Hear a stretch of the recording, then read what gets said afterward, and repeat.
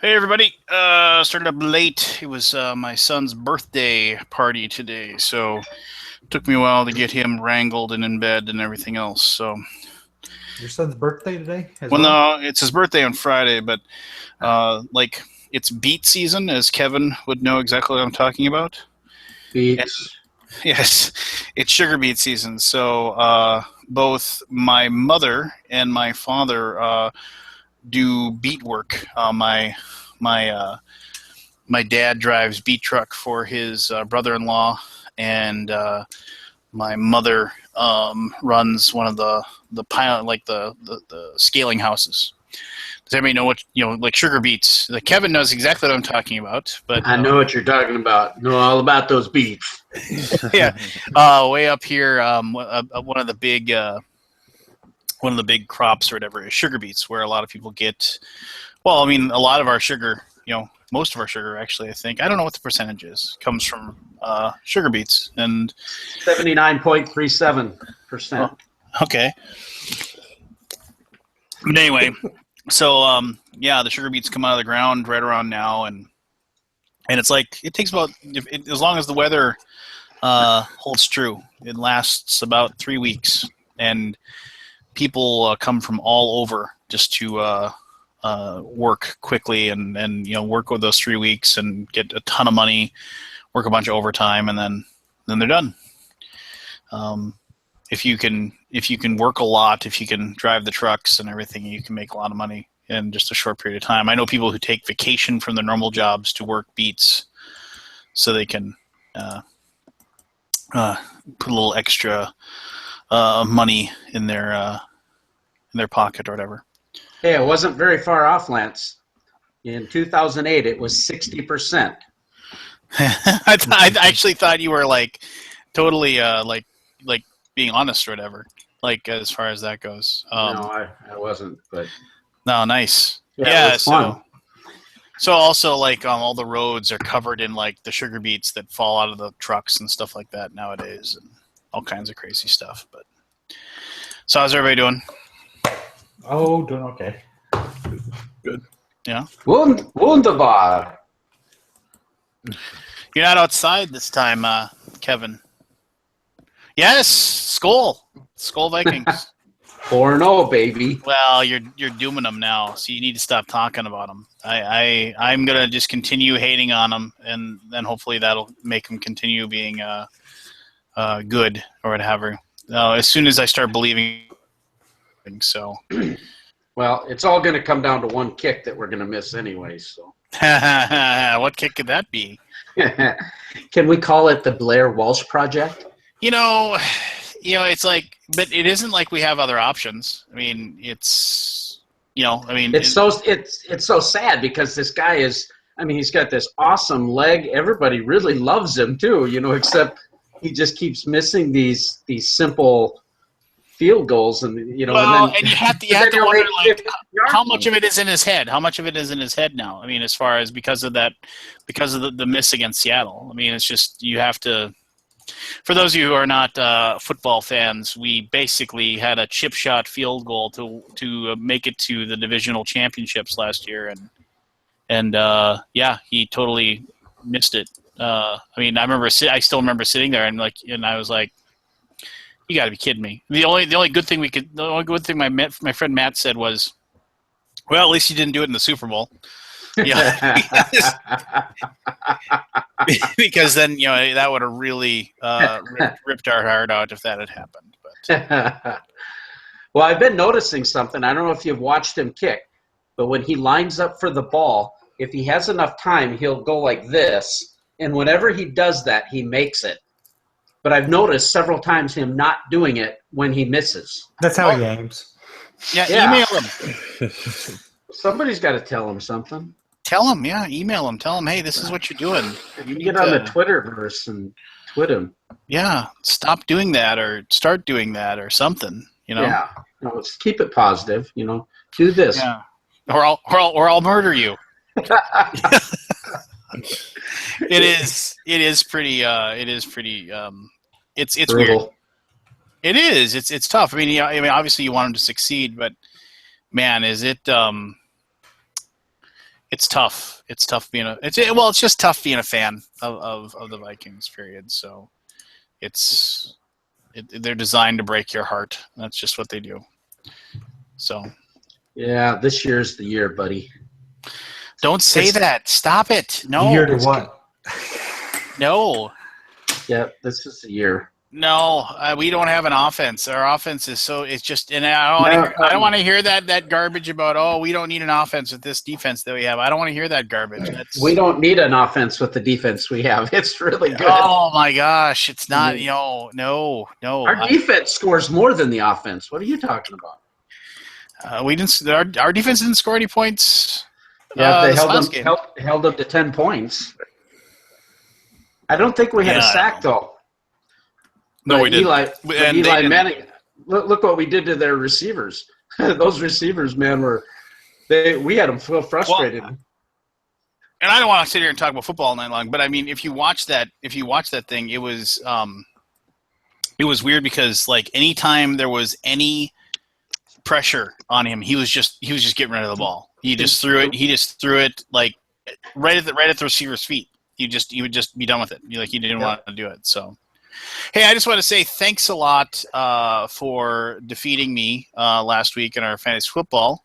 That was great. Thank you very much. I had the second most points, but of course you had the first most, so that didn't do me any good, obviously. Yeah, the Draugr Death Lords are 1 and 3. Well, yes, we are 1 and 3. Tell the whole story. Did you see that? Did you see that though?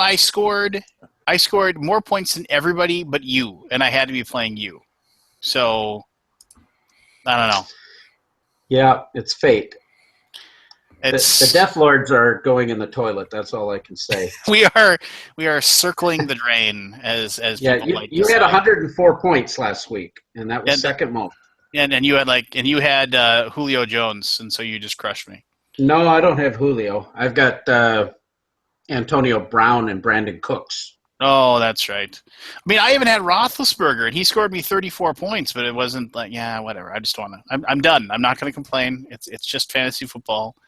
It's just pride. That's all we have is pride in that game. So I mean, there's no money at stake. I really wanted to beat you. I had this whole plan of the king is dead, long live the king. You know, I had all these great comments to say, and then I went right in the toilet. It was gone. Yeah. So. No, I don't know what happened on the draft, but my team got pretty stacked. They've been performing pretty well.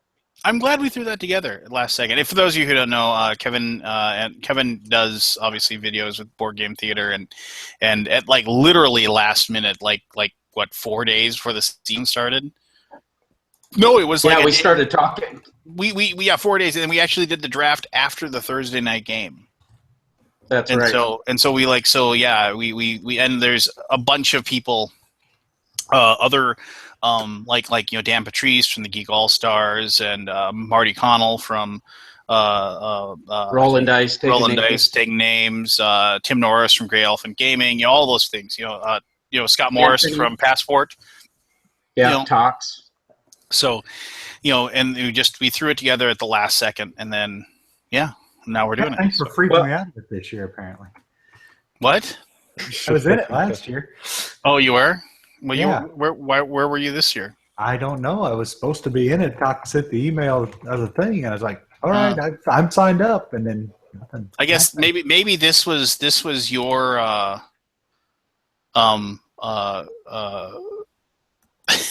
this was we did the puzzle room thing to you again, didn't we? I guess so. It's me, not you. I guess. Yeah. No, that's fine though. So I don't know. Let's actually get the board game discussion out of the way. Anybody played any board games lately? Yeah, I played a few. I went to the Cabals Invite this weekend. Oh yeah, I saw that. Hey, tell me all about that. I mean, you obviously they like you enough to invite you. So yeah, this is my fourth year, I think. Yeah, I think it was the fourth. But it's I didn't see you in the Happy Salmon video, so I'm upset with you. No, I was only there 4 or 5 hours. It was also my anniversary, so I had to get back to Jen. But basically, I think Jamie runs it himself, and he invites 20, 25 people to his house. My invite must have got lost in the mail. Yeah. He's talked about expanding it, but now I think he feels he likes the intimacy of, the invite tell me more. Intimacy. Intimacy. Go on. Yes. Regale us with your tales. Instead of being public like the beermonger meetups are, or the Cabalist meetups are. So he's also talking about doing like an off-site one where he could invite more people, more like, a smaller con or something. So he's thinking about doing 2 now. But yeah, it's always fun. You sit there at a game for 15 hours or so, drink beer, order pizzas. Nice. Yeah, people bring stuff. Yeah, it's a good time. That's in the basement of his house, right? Part of it, yeah. It's not his whole basement, but he has another section of it that you don't see in that he uses for, he started the video reviews for the board games. He does that back in that section, and I think he does some audio editing and stuff like that back there. It's his dungeon. Yeah, pretty much. Welcome to the dungeon. But I played Mechs and Minions, and then and I enjoyed it. You get a lot for $75 in that game. But is the game good? It's off the chart. That I'm up in the air on. Like, that's the first, where you do the movement, hidden movement or whatever you want to call it, planned movement. I don't know what you would call it. Programmable. Yeah, that's the first game of that type I've ever played. So the rulebook, we played the tutorial and then the first mission, and that walks you through all that really well. But on the first mission, we had to drag this bomb from point A to point B, and we ended up being in the same spot 6 times, over 6 rounds. So that concerns me a little bit. It's just the fate of the cards are drawn and stuff like that. I don't know if that was an atypical thing or not, but that concerns me on that game a little bit. Other than that, like I said, it walks you through the game very well. It's very well produced. I was talking to somebody who played with Jamie earlier that day, and they were telling me they got like a 3rd or 4th mission, and it does incrementally get, tougher, and you got to make more decisions and stuff like that. So, I think I'd want to replay that mission again and see if it was just what happened with our game or not, That's cool. Hey, I was going to ask, for some, this is weird. Since Kevin's on, weren't you the one that told me that Jaipur was a good game, or Jaipur, or Jaipur? I wouldn't know. It's over on my shelf of shame and shrink. Okay, God, somebody told me that was like a really, really good 2-player game, and I finally played it. I was over at my buddy Jim's house, and we were waiting for people to show up, and he was like, "Hey, let's play Jaipur or something," and I had never played it before. And so I totally I played that 2-player, and that was really good. Yes, it's a good 2-player game. I was like, this is actually. I usually 2-player games really just bore me to tears, but that one, nice because it's a fast 2-player game, right? Yeah. But there's still some depth in there. It's fun. It's in my top 2-player games for the quick small things that aren't CGGs, LCGs, etc. I think it's solid. You can play it on a Board Game Arena too, I believe. So if you want to play with someone online, so it's a nice little 2-player game that you can do with remote friends as well. So I recommend that as well. Yeah, I've heard good things about it. I just haven't had a chance to get to it. We played this one here. Thunder and Lightning. Can you see that? Oh, that's that Z-Man one, right? Wasn't that Zeus and what's her name? Hera and Zeus. Hera and Zeus. Yeah. Okay. Yes. You got it signed. We're all very proud of you. Thank you. Oh, this was cool because this was he signed it in here too. See that? And the directions. Now we were at the Dice Tower flea market, and here Richard's sitting there with his wife, and he had a copy of this sitting there for $20, still in shrink. I said, I'm in. I love Richard. He's such a fun guy. But we just played this. I don't know if you've seen the artwork of this here. Here's the artwork for some of the Thor cards. This is Tyre. Here's the Forest Troll. Very nice. See some of these cards. They're kind of cool.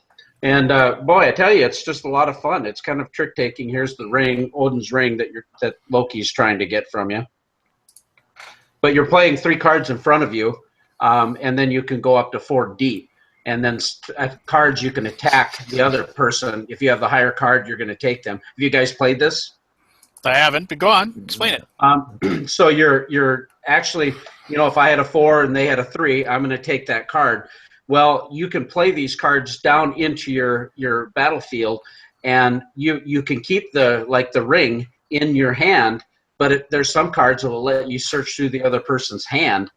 So you could lose the game just randomly, which is kind of interesting. So you might want to try to protect it down in your battlefield. You might want to have a shield wall card, and then behind that have another card. So it's symmetrical play. Both decks are very similar, but there's different cards that let you do different things. You get the Thor card, lets you grab 4 cards instead of how many you have in your top row, which is generally 3. And it just goes back and forth. You play it in about 20 minutes, and just a lot of fun. I'd want to play it some more, but yeah, I really liked it. I usually, it's tough for me to get 2-player games to the table because it's just, I'll play with my daughter, but then just as far as finding games that a 9-year-old and I can play and have a fun with, Kyle, they're talking about reprinting of games, and Kyle Seeley mentioned that, and this normally I wouldn't care, but this is kind of cool. So Frog God Games, which is like I think the best group of people that are printing any kind of RPG stuff right now, and they focus on D&D. They're doing a 3rd printing of their Swords and Wizardry, which is their kind of house rules, old school D&D. They're having a Kickstarter right now for a 3rd printing of the base rule book, and all the rules and everything inside are exactly the same. However, all of the art, including the cover and everything inside, has been redone, and it's all being done. They reached out and they decided to basically have all women do all the art for the entire book. Wow. And and I wish we lived in a world where that wouldn't have to be news or whatever. It's like one of those things where it's like, who cares but I think it's really cool that all of it is being done. So even though I own a copy of the rule book, I was like, I could always have another rule book, just in case somebody wants to read through and we're playing. So I back that, and I think it funded already actually. So cool. Fortune and Glory expansions. Oh yeah, the Fortune and Glory expansions. Yes. Yeah. Oh, Kyle, you don't know what you're talking about. That front cover is awesome. So anyway. But yeah, there we go. I don't know. Anybody else? I guess. I played that game in Jaipur. I played my copy of War Quest finally, which was a lot of fun. Yeah, I just saw your throat punch lunch segment. You would love that game. That game looked awesome. That game screams for a board game theater. It's just a giant throwback Ameritrash game of.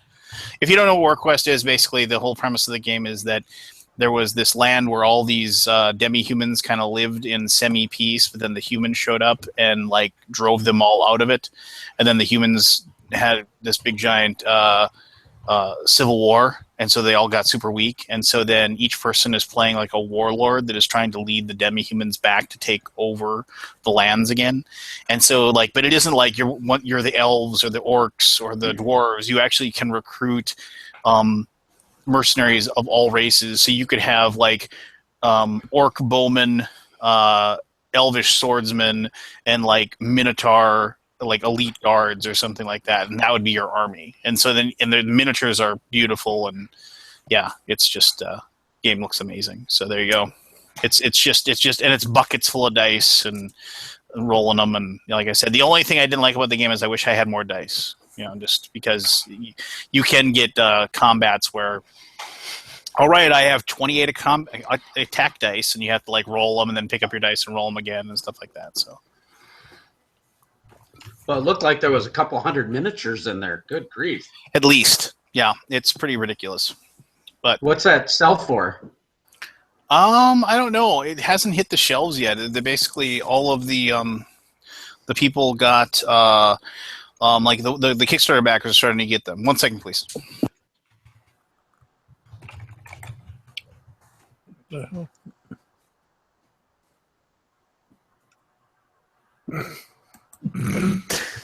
Great radio. Yeah. This is great radio. We got to carry the show now because Lance is on the phone. So what else did you play, Keith?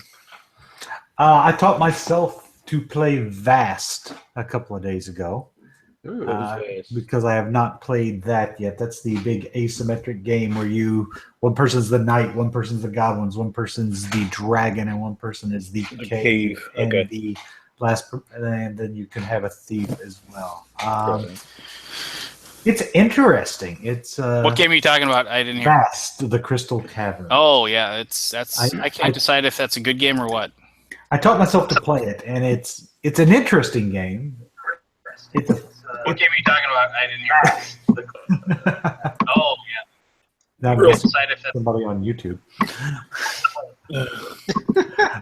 Anyway, yeah, I don't know if it's a good game yet, but it's cool, and I think it could be fun. But I don't know. I had played 4 roles myself just to learn the thing, so I'd be able to teach it. And it's a really hard to learn game from the rule book. But I think once you get going with it, it's not too bad. If someone teaches you with it, I think it's probably fairly straightforward. But yeah, I haven't played it, but I imagine it'd be a bear to teach too. Yeah, there's a lot of. Isn't each individual? Yeah, you kind of have to know all of the roles to be able to teach it as well. A little bit. You got to do kind of what I did: just sit there and make yourself play it, or learn it from the designer or something like that. But it's interesting how there's a lot of you're really trying to do your own thing to get your win, but you kind of got to screw with the other guys so that they don't win before you do. I mean, if you just let somebody do their own thing, they'll take off and win on you. And so, the cave's got to try to keep the goblins from killing the knight sometimes, and the dragon needs to eat goblins anyway, but the dragon probably needs to eat goblins so the goblins don't kill the knight, because it feels like the goblins can go out and just beat the time out of that knight if you don't focus on keeping them in check.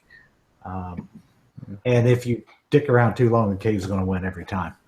So it's interesting game. I need to play it with actual humans now. Yeah. I tried Dead Last that folks had talked about earlier. I finally played that last night, and that's not bad. It's an interesting game. I've had people just say that they think that's the worst game ever. I don't think it's the worst game ever, but it's not the best game ever either. I almost think of it like a faster, simpler Cash and Guns. Even though it's different, but it's got the same vibe overall, where you're criminals last standing and you're trying to collect the treasure in the middle. That's where it's very similar to Cash and Guns. But yeah, I mean, the premise of it I like a great deal. I haven't decided if I think it's. I mean, I only played it a couple times. As I had my copy with, and I was at gaming night at my local game store, and I got 10 people together to play it towards the end, and we only we got through it. The one thing until we get to the end of the game, and I don't know. I think it would be more fun with 10 people I knew than 10 ragtag people. Just snagging them off the street kind of thing. Probably so. It's not a game I'm going to buy. I'll tell you that much. But well, it's $20. I mean, right. The thing is that's one of those games you could make yourself too if you absolutely had to. I mean, it was just. I will put it this way: it's not a game I would ask to play, but if a group of people's like, "Hey, do you want to play this with us while you're waiting on something?" I'm like, "Yeah, sure, whatever." It's in that category. Yeah. It's I'll play it, but I could never play it again and not really give a crap. I did abuse my power at work last week as well. What did you murder somebody? Did you invoke prima nocta on somebody, or what? What did you do? I did team building and made my employees play board games with me for 2 hours. Nice. It was a very slow day. There's a lot of people out. I'm like, you know what? Here, I'll introduce you to stuff. And I had them play Codenames and Codenames Picture and One Night Ultimate Werewolf. Introduced them to some new stuff, and they all had fun. And they caught on quickly being not gamers to those because they're so easy. So, have you seen this, this game that they're advertising on BGG called Degenerates? Nope. I have no idea if the game. Just if you go to Degenerates. This isn't the one with you advertising on the ad, is it? No. It's not the one with your face on Dungeon Degenerates. If you go to it, has got to be the most like. I mean, the game might be awesome, but and I'm sure they did it on purpose. The website hurts to look at. It looks like somebody made a GeoCities website and just doesn't care if people like. So yeah, just if you go to dungeondegenerates.com and then watch your eyes explode in the purple. You'll know exactly what I'm talking about. Let me screen share this horrible crap. Just so other people have doesn't it just like it makes me think that my there you go. My God. Oh boy. Boy, somebody's that it was just designed to there's a little copyright infringement going on there. That my friend is a beholder. Yeah. It looks interesting though. Hey David. Howdy. Hey Dave. That's hideously. Oh look, they've even got the old candles. You posted some video that Lady Gaga showed up somewhere that you were at? Started her dive bar tour tonight across America, and here in Nashville was the very first show. And so she picked literally probably the worst, nastiest piece of shit bar in Nashville to perform in. But it's packed. I mean, people are having a good time. I know they've been camped out there all day to get in. So it's a free show, I believe. Huh. Weird. Something different, a little more intimate. I get it. Oh my God, that is a horrible website. Is it though? It hurts to look at. That is horrid. It's funny, the first one I found wasn't the right one, and it was just as bad as this. Yeah, it is. It looks. I don't know. It looks like it should be printed on velvet. It looks like they're trying to go for like an old look, like an old school like Dragon magazine art look. Is what I kind of. This picture right here looks like one of those velvet blacklight paintings, right? Oh, it's a Tumblr page. That's why. It's horrid. The thing about it too is that it's like it says nothing about it whatsoever. I mean, like you can kind of maybe discern that you're going to be rolling a lot of D6s because like on the board and has like the 6 different things. But I'll tell you this, I'll definitely check it out when it goes live on the 11th, and I'll see if it's if there's anything interesting about it. So they've got me interested at the very least to like check it out when it pops up into existence. This is 70s blacklight art. So yeah. Yep, that's exactly what it looks like. But yeah, there you go. Yeah, I don't know. David, you play anything new or play any games recently? Whoa, have I? I got this really cool game called Ars Alchemia in the mail. Yeah, you have to let me know what you think about it. Yeah, I haven't played anything actually. I've been so busy doing video production, I haven't had a chance to get anything or play anything new. So I don't think I've played anything since the last time we talked. Well, I'm glad it got to you okay then. That's all I'm worried about. Yeah, and I tried doing a live stream of a box opening of it last night. Was she though too? This new YouTube thing is just crap. You can see. What was that? Somebody froze up. I think we lost Lance. Yeah, Lance is frozen. He's glowing though. He's glowing. Kind of got a black glow around his face. Well, he's not frozen. He's just silent and not moving. Silent Viking.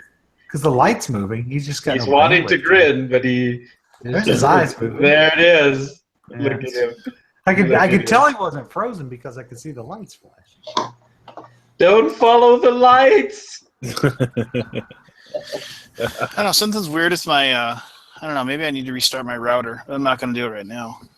I don't know. I'm telling you, this new YouTube setup, since they switched from Google Plus to YouTube, is really kind of messed up. So I wouldn't necessarily blame it on you. Yeah, let's blame it on him. Yeah. Well, yeah, you guys seem to be going just fine, or maybe it's because I'm hosting. Who knows? It shouldn't matter, right? Right. No, it should. Just But you did get the Dargon plushie. Is that what I see? Do I see him above you on the shelf? Yes. All right. He will be forever gracing the videos. Woo! Dargon. That's badass. It's Dargon the Great.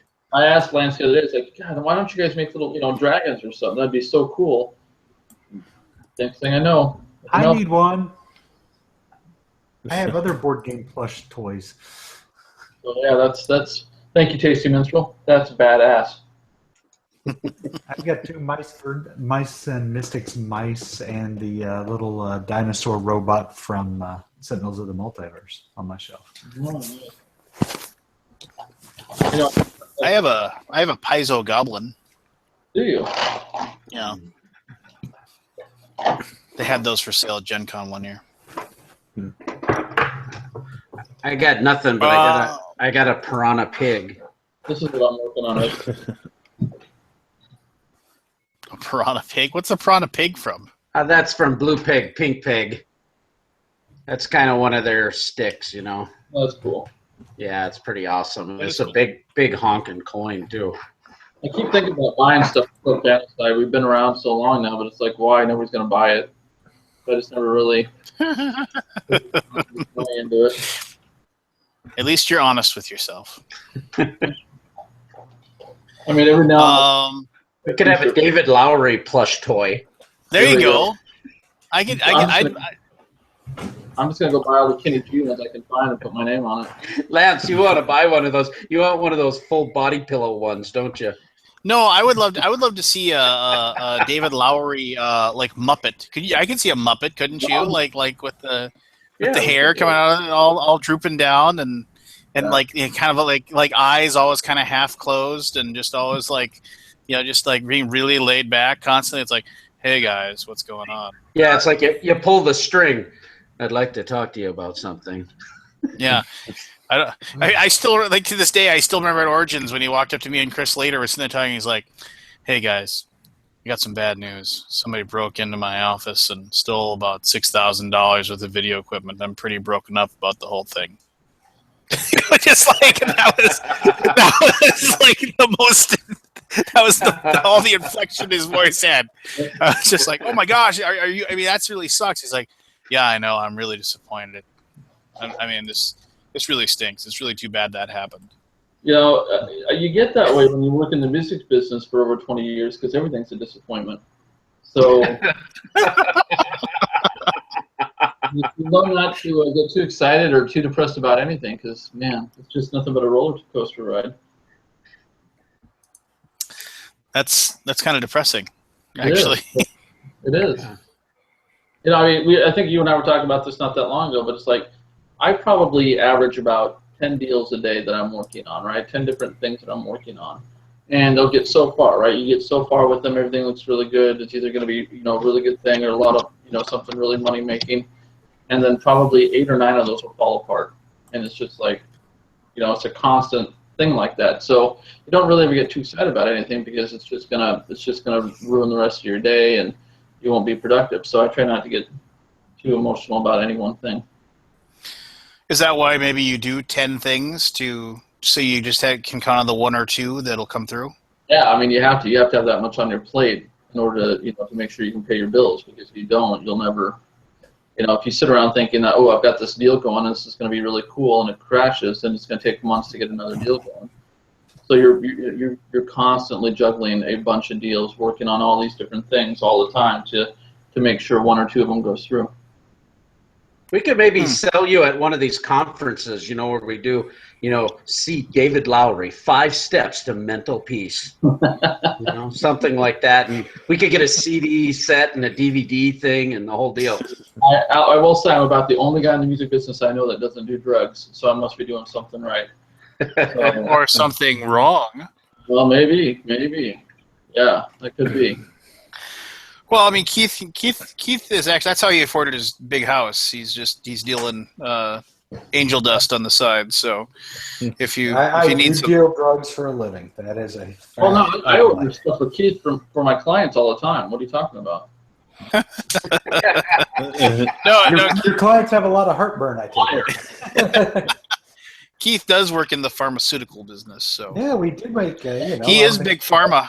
Oh, yeah. No, I'm not big pharma because I do generics. All right, well, fine. So you deal generic cocaine then. I deal antidepressants and, Cardboard Congregation. The Atlas expansion, I think, is going to be in stores in February. I believe is the deal. He was asking that in the thing there. Hey Keith, are you fully moved into the new house yet? yeah, I got everything out of the other house and have it up for sale, and I've been living in this house since July. So how's the selling of the old house going? it's not sold yet. We've got to pay for 2 houses still. I've got an open house Saturday. Have you just not got any offers, or just not any offers that you no consider offers serious? yet. We'd only had like 4 showings so far, so it's just not going as quickly as I kind of hoped. But I mean, it's ready to move into. You get it the day of closing, and it's got all brand new carpet, new paint, and everything. So it's ready for somebody. That's weird. In here in our neighborhood, our area, the average length of time a house stays on the market is something like 5 days right now. It's people are. That's what it was looking like before ours went up, but ours is like 28 days now. Huh.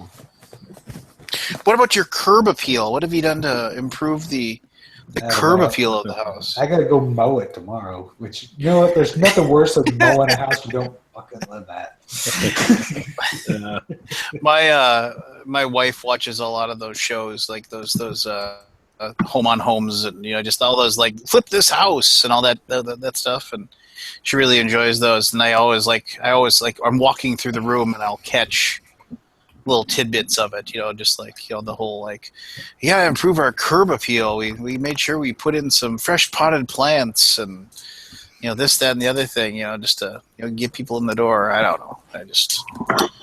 They make it seem so easy. I hate them fucking shows for that reason. Jen will watch stuff like that, and she'll see them build a wing to a house in 30 minutes. And I'm like, come on, Jen. They got a crew of 50 people in there. She thinks it's done in like a day or 2. Well, they got a crew of 50 people that are, that those people aren't paying for.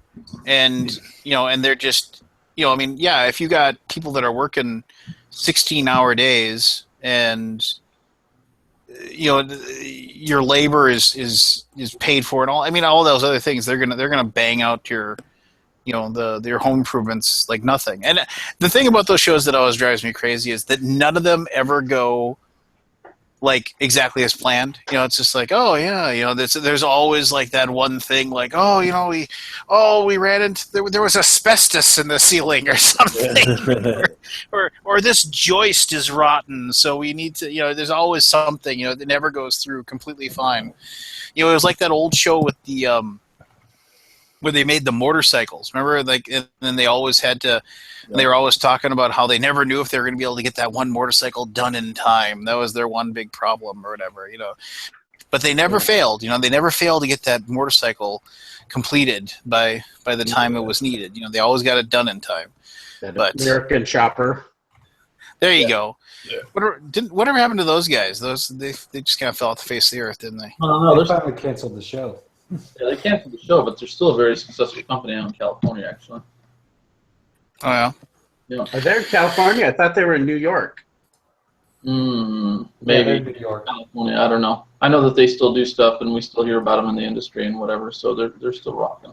They're in New York. Tunnels. Yeah, they go to Sturgis and kind of hang out in that whole biker crowd and. It's not like Pawn Stars or whatever they are. They're those guys. They're just that just looks like they're just like inches away from being all caught for nefarious things or selling drugs out the back or something. It just seems like they're all. I don't know, but I'll say that as far as reality shows, I get sucked into that one too. My brother lives in Las Vegas, and he says that like every single one of like when those people bring in the old guns, they're like, oh, I have this old 18th century pistol that my grandfather had. Is it worth any money? It's like they pull people off the street, they pay them $500 or whatever, and then there's this gun store that's like two blocks down that sells historical guns. They just hand him a gun basically, and then the guy walks in with his story. It's like, and then they finagle and try to work out that I don't know if this is actually if it's real, we're gonna have to bring in our gun expert. Well, the gun expert is the guy that handed the gun to the guy to walk in. Nice. Yeah, the interesting thing is, like, if a gun is of a certain age, it doesn't require the same legality to purchase the gun as other guns. It's something like 1920 or later or something. You have to have a license, but anything before that, it's not like considered a firearm, so to speak. So correct. If it's I forget what the term is, but yeah, you can get an old enough gun, you wouldn't even have to do a background check, and you could have a working gun that you can sell a cannon, but you can't sell a hunting rifle or something. I don't know. It's so. Hey, I was thinking about this. So I've been talking about this forever. So this is October. So we got to plan our Halloween episode of the Alaboom. Paul Tompkins just said, do a drive-by with a musket. I do own a muzzleloader, so Alaboom. Drive-by with a musket, and then wait right here. I'll be back in 10 minutes. I'm going to circle around for my next shot. No, we got to think about that. Here, let me pull up the calendar here. So we'd have to do it on the 26th. So it's the last Wednesday before Halloween. Think of something. I seriously want to get people come on and tell their best ghost story about things that they like. Expansion out by then? What? The new Betrayal expansion out by then? I don't know. I mean, that game's a pile anyway, so I don't really care. Agreed. Yeah. I understand you. Hey, it's got a cool half a game. I'll give it that. Well, when you actually find out what the heck you're supposed to be doing, yes, then the rest of it interesting. sucks. Yeah. It's like, let's play half a game to get to the game. Oh, that stuff you did to get to the half a game wasn't what you needed to do, so now you're going to lose. Yeah. Yeah, well, that's me. That's what I think. Yeah, that's pretty much what I said, too, about that game. But it was out of print forever, and people lost their minds because they desperately wanted it to be in print. And then it came in print, and they totally screwed up the tiles.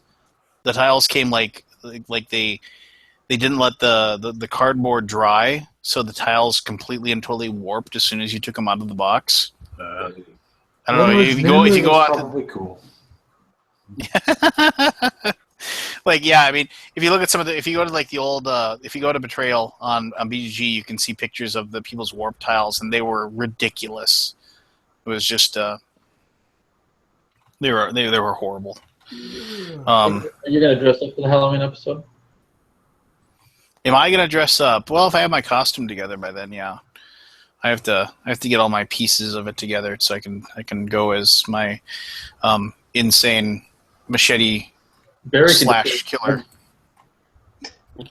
What was it? Barry just needs to get his Jabba hut. Yeah, he just needs a Snuggie. That's all he needs. Pizza. Uda, you solo.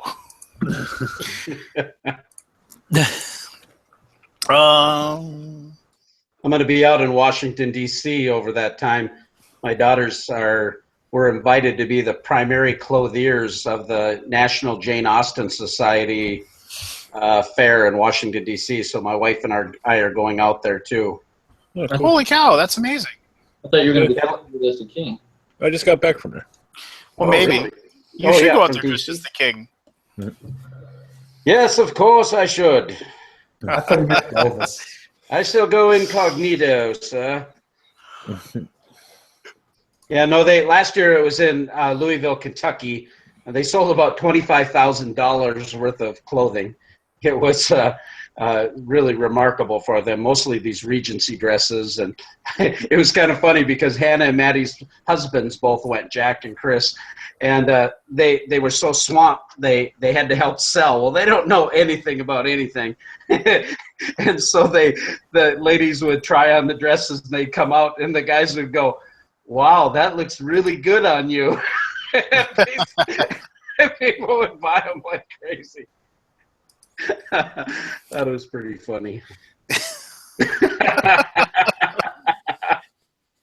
No, seriously, their dresses are so amazing that they sell themselves. But yeah, they this year they expect to do more than that. I think they're taking like $40,000 worth of inventory, and these are like $300, $400 dresses, so they're not super huge price points. So with the Jane Austen Society, what do they do? Well, they do all that Pride and Prejudice stuff. You know, they have that big ballroom dance. People pay big money to get into it. In fact, Joan and I can't get into it's all sold out way ahead of time. They all dress up in costumes and they all kind of do reenactments. They love anything to do with Jane Austen. They're just huge into it. Now, is that Pride and Prejudice with zombies? Could you show up in Yes, with a zombie? I could pull that off. Well, yeah, I'm just that's a novel, right? The Zombie King. That would be awesome. Like the Zombie King. I think that would be well worth your time and effort to do that. We could make a game. I don't know. I didn't read the book. Did you ever read the book, Pride and Prejudice and Zombies? No, I have not much interest for any of those Sense and Sensibility shows. Just watched the movie the other day. Was the movie any good? No, the girls get all excited about it, and so they're always in there watching those shows and Downton Abbey and all that. And it was better than the Abraham Lincoln Vampire. I will say this: I did read Abraham Lincoln Vampire Hunter. I did read that book by the same guy, and that was okay. But the movie was horrible. Yes, the movie was horrible. That movie was a giant pile. But the book was kind of interesting, and the fact that like in the book, Abraham Lincoln actually became a vampire, and so he was still alive, and in the movie they killed him off. I was just kind of like that's like the big thing that was really, really cool about the book was that Abraham Lincoln was still alive and still hunting vampires as a vampire. That's what made it cool. And then the movie it was like, and he was killed. What? It's like that was like the really cool thing about the book. But I cannot tell a lie. I want to bite your neck. That's George Washington. Well, it's one of those guys. They only lived hundreds of years or so apart from each other, but He did something about flying a kite with an electrical thing too, right? Okay, that's Benjamin Franklin. Okay. He was never actually a president, so we'll just... Wasn't he the Swamp Fox or something like that? Sure. His cardboard congregation on Instagram. Who knew? There he is, right there. Ew. Go find him. Cardboard congregation. You just likely click on the Academy Games page.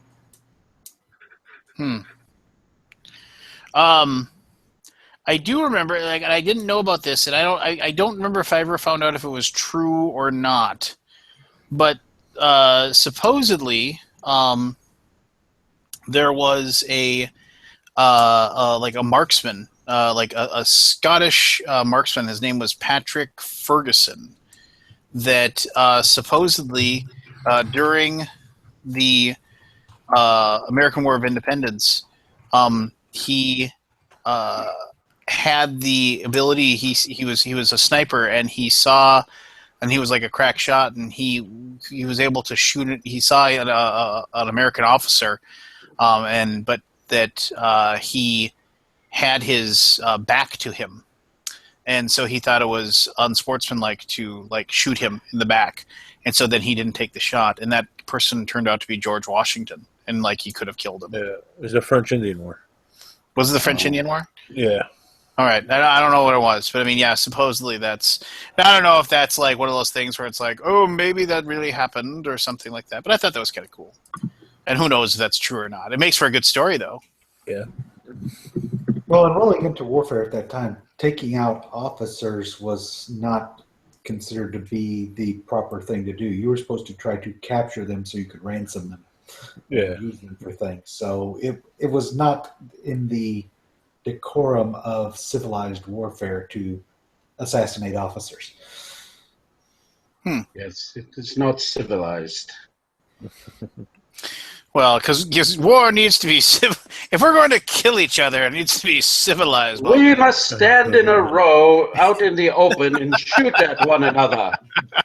And that's why the colonists won, because they gave up on doing that stupid crap. well, actually, that's one of the things they some of them did, but we still had our fair share of battles, because that's the big thing. Was it was like a lot of the rifles weren't really all that accurate and everything like that, and so you didn't really have the A hell of a lot more accurate than a bow and an arrow. well, but a bow and arrow you can shoot a lot faster with those. So I mean, I don't know. There's all those kind of like things that like people take for granted. Like so we were taught so many things in grade school that just weren't true. And it was just the later on you like actually like read about them, and like you find out that it didn't happen like that. You know, I mean, it's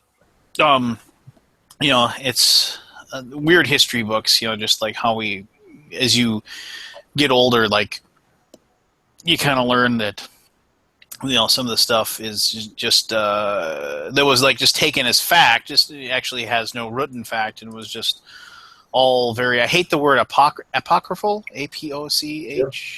I don't know how you pronounce that. So, but yeah. So there you go.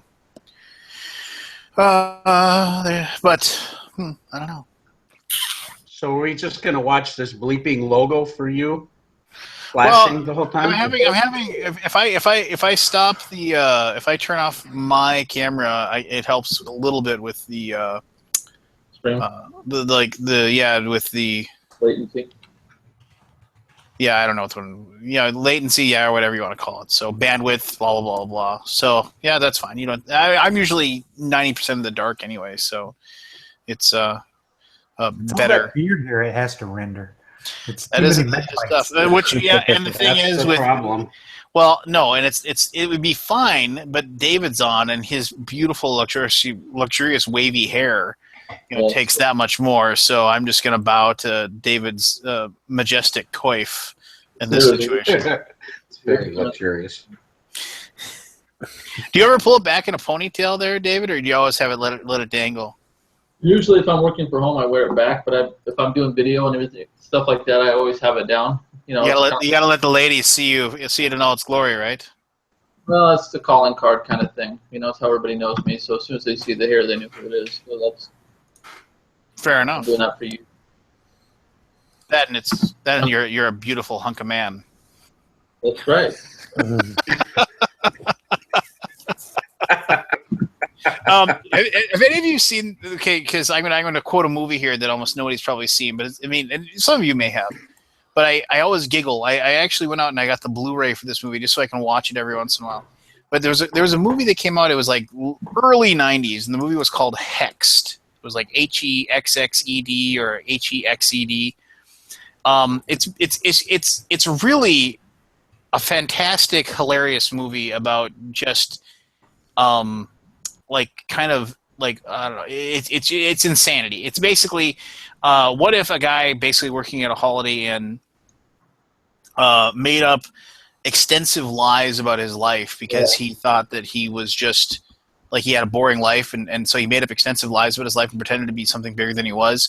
But then, and then he even says that like he's dating like this supermodel or something like that, and then that supermodel comes to stay at the hotel, and then he actually manages to like hook up with her, but then turns out she's absolutely insane and bonkers and is murdering people. And so, like, his day just continues getting worse and worse and worse, and people are thinking like he's the person murdering. It's a very dark comedy. But there's this scene where he's driving in, like the hotel car, and he's got a dead body in the trunk, and he gets pulled over by this cop. And this cop, you know, he pulls over. The guy pulls him over, and he's like, "Do you know why I pulled you over?" And he's like, "Yeah, no, I don't." And he's just like, "Well, your tail light's out." And he's like, "Oh, I had no idea." He's, you know, this is the hotel car, and he's got his hotel uniform on. And he's like, "Yeah, I can see it's a hotel car. Can I see your license?" And he's like, "Yeah, that's fine." And so, like, "Can you step out of the car, please?" And he's like, "Yeah, that's fine."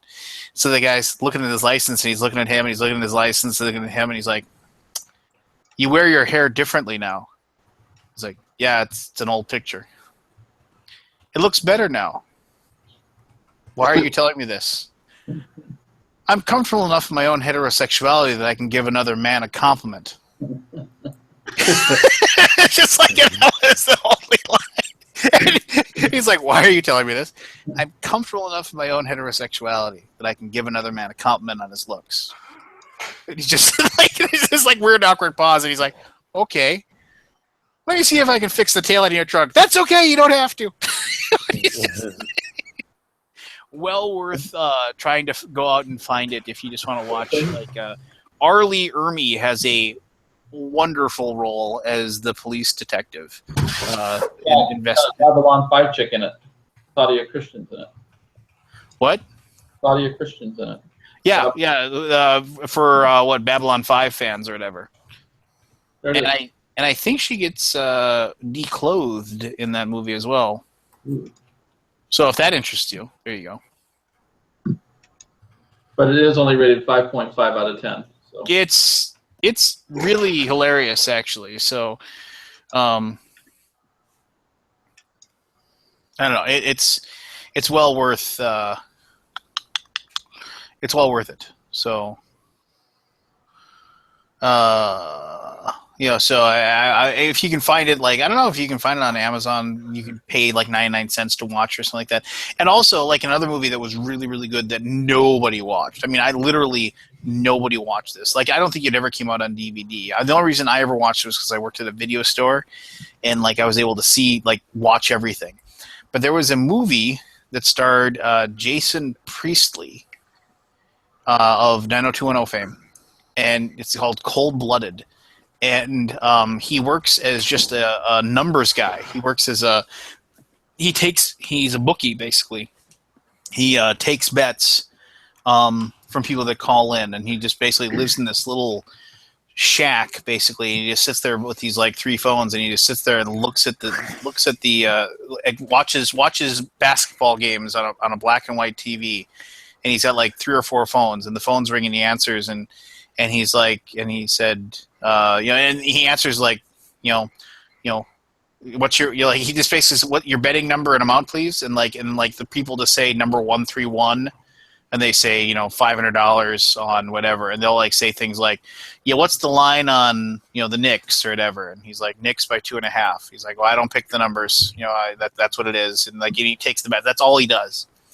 And like they show him doing it. They try to make him look as blasé as possible. Like he's just sitting there watching TV, and the TV, as soon as the phone rings, he reaches down, turns the TV down manually, not with a remote, turns it down manually because it's so old, such an old TV. It actually has the twist thing, and the knob.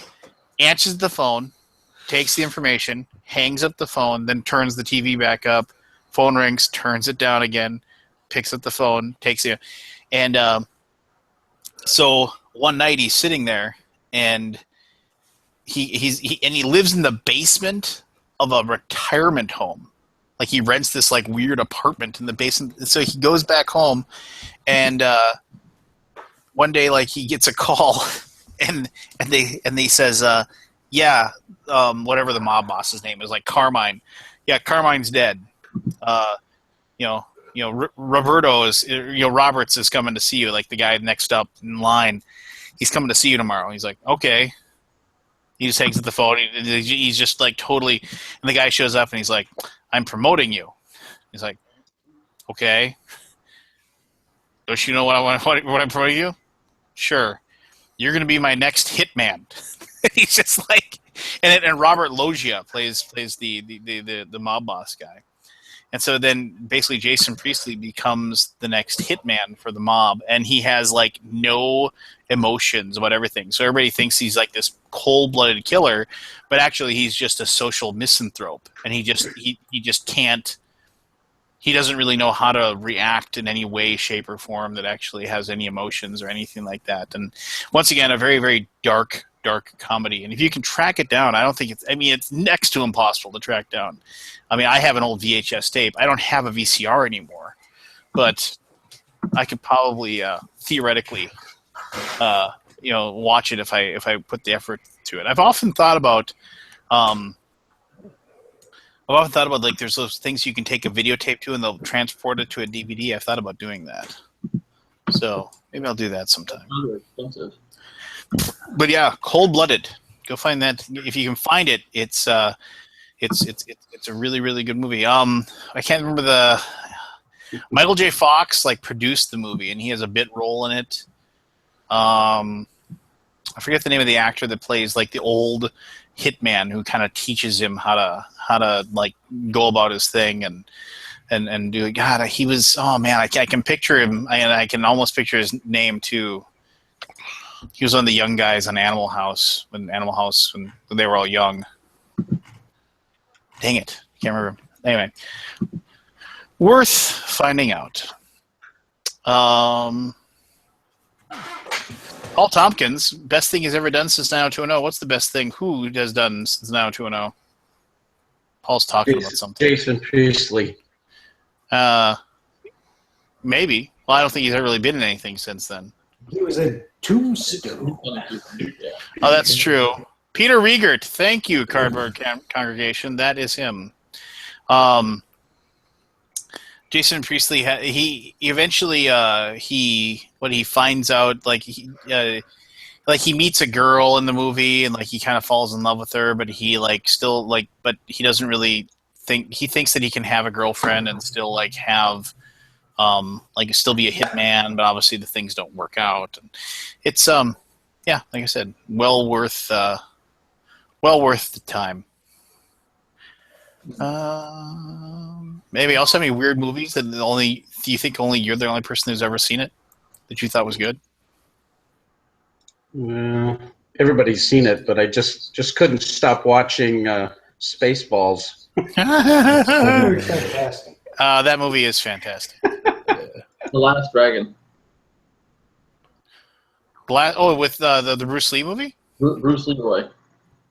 What was that? No, that Last Dragon? Oh, what was that called? It was the Berry Gordy movie. They had Sho'nuff, Bruce Leroy. I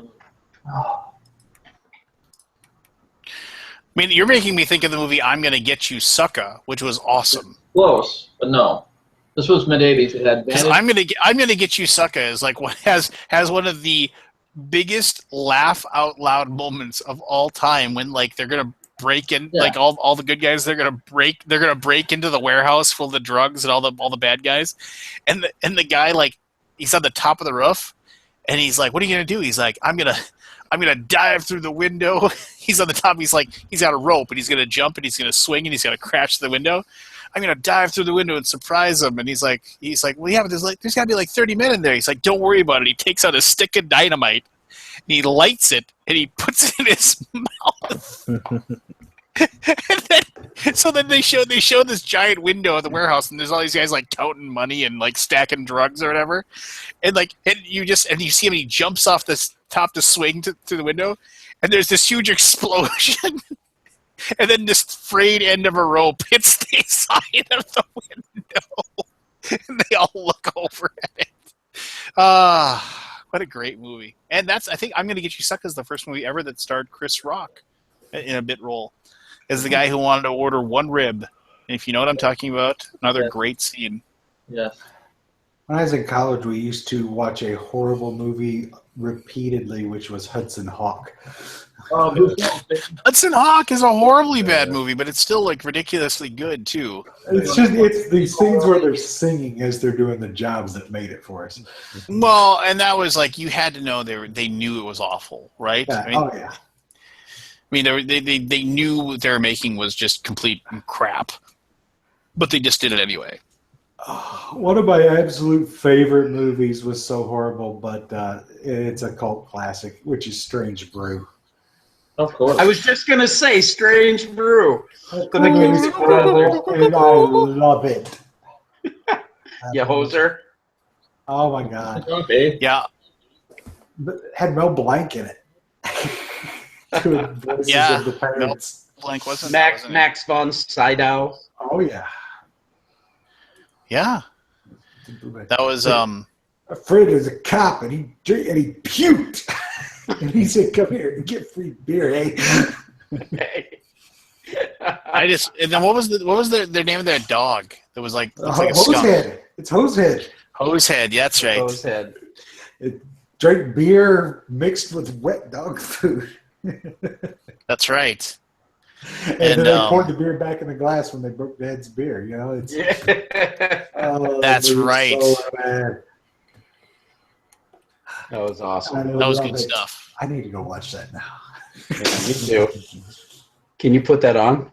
I own it on DVD.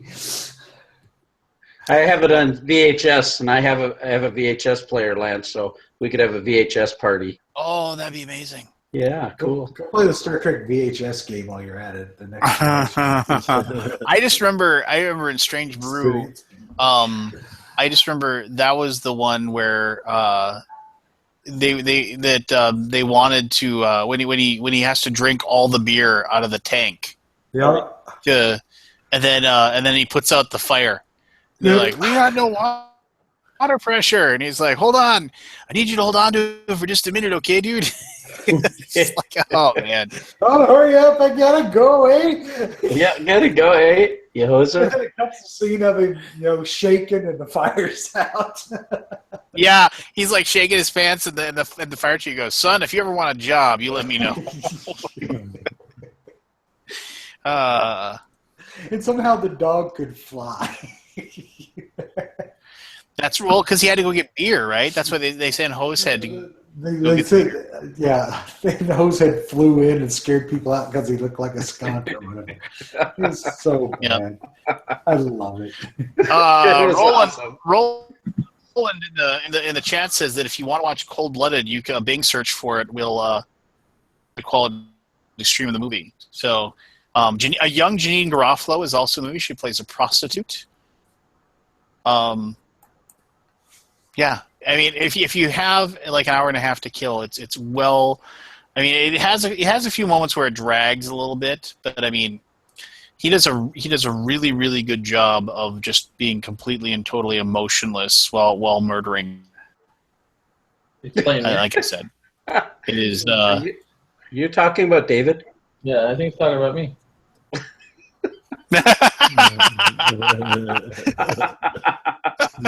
Just without even a look at his face as he's pumping people full of lead, just like there's like this thing with where he's like they're waiting outside this guy's house where they're saying like this guy that they're supposed to kill, and Peter Riegert's there and he's just like, did you bring you the gun? He's like, yeah, you told me to, and he takes out the gun and he's just pointing it right at Peter Rieger.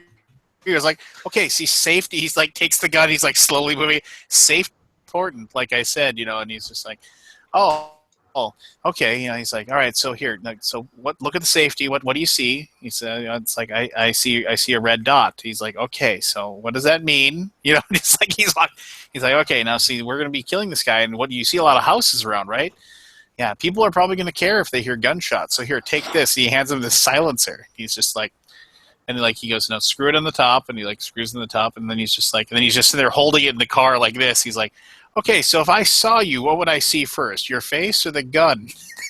Probably the gun. All right, let's put that behind our back. Put it in our pants. He's like, it's cold. It'll warm up.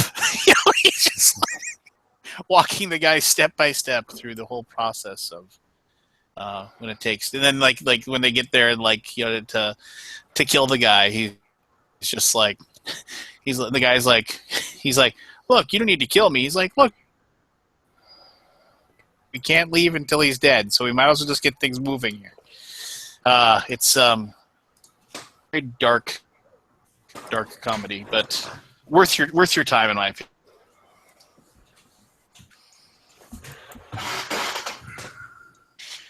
That nobody's ever seen.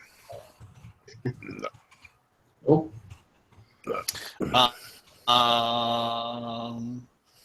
don't know. I mean, did anybody else ever work in a video store? I worked in a video store. Did anybody else ever work in a video store? I've worked at a grocery store that rented movies. Well, no, I mean, actually work in a movie store. I mean, that was one of the weird jobs that I owned that I actually kind of enjoyed. It was like. Now I'm just picturing you ordering porn like in Clerks. Well, I do remember. I do remember, like at the video store I had, we had the infamous back room, as I've talked about before, and I do remember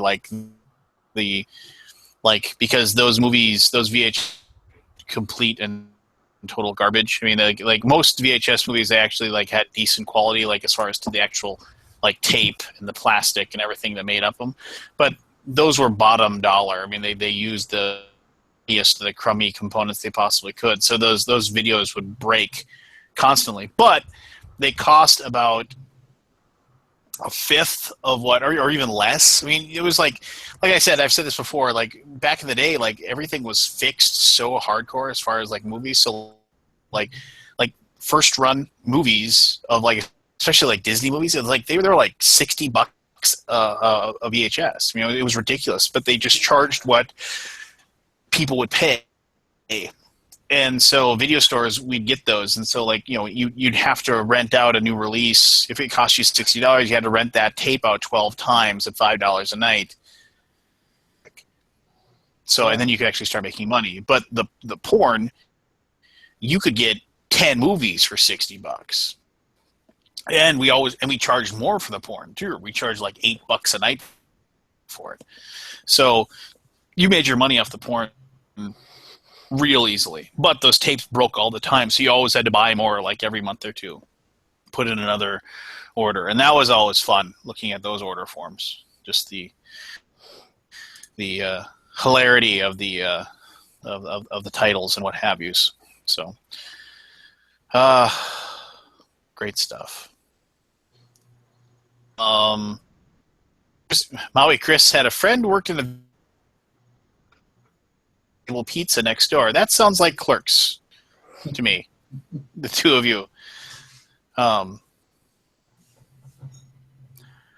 Kyle, quit accurate facts. Quit ruining it for me. I remember our store, we always did the thing where you could rent the movie and then pay $10, and then after a month you got the movie. But we got to keep it and keep renting it out. But you get this that said you would basically you could bring that ticket in after the fact, then you could get a copy of whatever. Now, Catch Me If You Can or whatever. And you get that after the month had gone by. Then you'd own that video cassette. Remember when people have? Oh, excuse me. Remember when people would have bookcases full of videotapes and so and then it went to DVDs, and now nobody has those. Now, almost nobody owns DVDs. You realize that? I got a shitload of DVDs.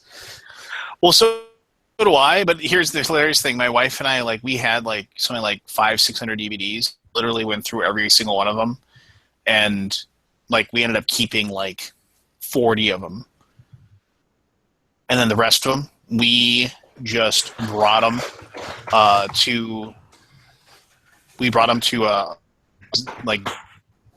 buy and sell used movies, and I brought them all in. I was like, here you go. And they looked at them all, and they basically, like, well, we can give you this much for this much for this much. And I was like, you know what, man, you tell me how much you can give me for all of it. And they it was maybe a fifth of what we paid to get rid of them, get them off the shelf, get them out of the house, because they were never getting watched. They were just sitting there. And like the very few things that like probably I wasn't going to watch anyway, but I was just like, were like box sets, so like complete seasons and things like that like theoretically I'd watch. Or like I remember like one of the first for my birthday was like the complete DVD collection of the old home movies cartoon. And it's like one of the first things she ever bought me, so it's like I don't want to get rid of that. That's kind of like, one, the show is amazing. It's like one of the best shows ever that was ever on TV, but also just like it's my wife got it for me, so I kept it for that reason. But yeah, I don't know. It's the stuff on. VHS. It's just ridiculous. It's just. If you ever watch a VHS tape now and you see how horrible the quality is, you're like, why did we put up with this? Why did we say this was okay? Just like I don't understand why we. Remember when you had to adjust the tracking when you get your copy from the rental store because it'd been so jacked up, and you have to sit there and fuck with that goddamn tracking knob to get it to work so that you could half-ass watch it. The top would be bending on the screen and shit. What did tracking even do? I don't understand what that knob did. Why was there even like a tracking function? I don't know, but I'm does anybody even it's moving the know what that did? It was just the tape. It was just a magic knob or some magic. I gotta Google that moved shit and it now. did something. Yeah, find out what tracking did. Come back to me with the report there, bud. Yeah, I remember having my $800 four-head hi-fi VCR. That was big time. Yeah, you're adjusting the skew between the control track and the actual head position. It's something to that effect, it says. The skew. What did that even do? I don't know. Oh, Red Letter. Dave Doggy just mentioned Red Letter Media. Red Letter Media guy just released in the last few days his Star Wars Force Awakens review. And if you haven't watched Red Letter Media guy, there's two things about Red Letter.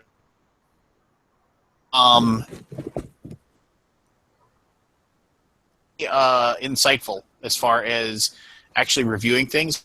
It's like if you go and like his review of like the prequels, the Star Wars prequels, is really, really good. It's just like as he compares two, it's kind of tough to get through because of the fact that he's doing it as a character. He's doing it as like a creepy guy living in his rundown house that he may or may not be a serial killer kind of thing. You can get through the really kind of like admittedly very bad like character that he's doing and actually listen to like the insight that he has as far as like creating the review. Really well done. And the videos or whatever are like they're like an hour and a half long where he talks about all kinds of things and all kinds of aspects of the movie and things like that. And really well done. I'm worth checking out. Just Google up Red Letter Media and you'll find him. So, anybody got any? Now that it's the month of Halloween. Anybody, here's a good question. What's everybody's favorite horror movie? And it's got to be horror too. It can't be like a thriller. Admittedly, like Jaws is very scary, but that isn't a horror movie. That's like a thriller movie. Like a flat out horror movie. Some of I had one anymore, but when I was younger, it was Kyle, on Elm Street. Kyle stole my answer already, and Kabuki answer already. So Yes.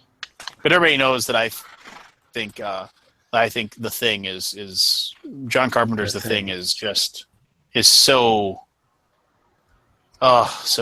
good. So good. Ooh, John Kimmel, Alien, really well well, that is a very good answer too. The original Alien, well done. Just that the scene in Alien are where he's walking through different tunnels and they're closing the opening and closing the gates. That's what would you like every fifth word you say? I'm sorry, what? What would you like every fifth word you say? I couldn't hear it either. Yeah. Yeah, take that. Sounded like Charlie Brown. Take that bong out of your mouth. What'd you say? Can you hear me now? Yeah. All right. I don't think we could. No. I don't know. You guys talk for a while because my bandwidth is apparently getting all horrible on my end. All right. When Chris talked about Evil Dead, I did like Evil Dead 2 quite a bit. That was one of my favorites. But I wouldn't consider it horror. I considered it comedy. I haven't seen that. We've been watching this is TV series stuff, but we've been watching Fear the Walking Dead on AMC. I haven't watched that version yet. I'm not Yeah. Walking Dead. It's harder for me. It took me a little while to get into it, but now I've kind of gotten into it. Yeah, I mean, it's fine, but I'd just rather see the other one. Keith, you're all messed up. So Michael, Keith, Yeah, you're Keith, you're garbled. Your audio's choppy, Keith. Breaking up. All right, something's going on with the hangout. I'm just going to call it since it's late and I'm not going to bother rebooting my computer. Yep. Okay. All right, Keith.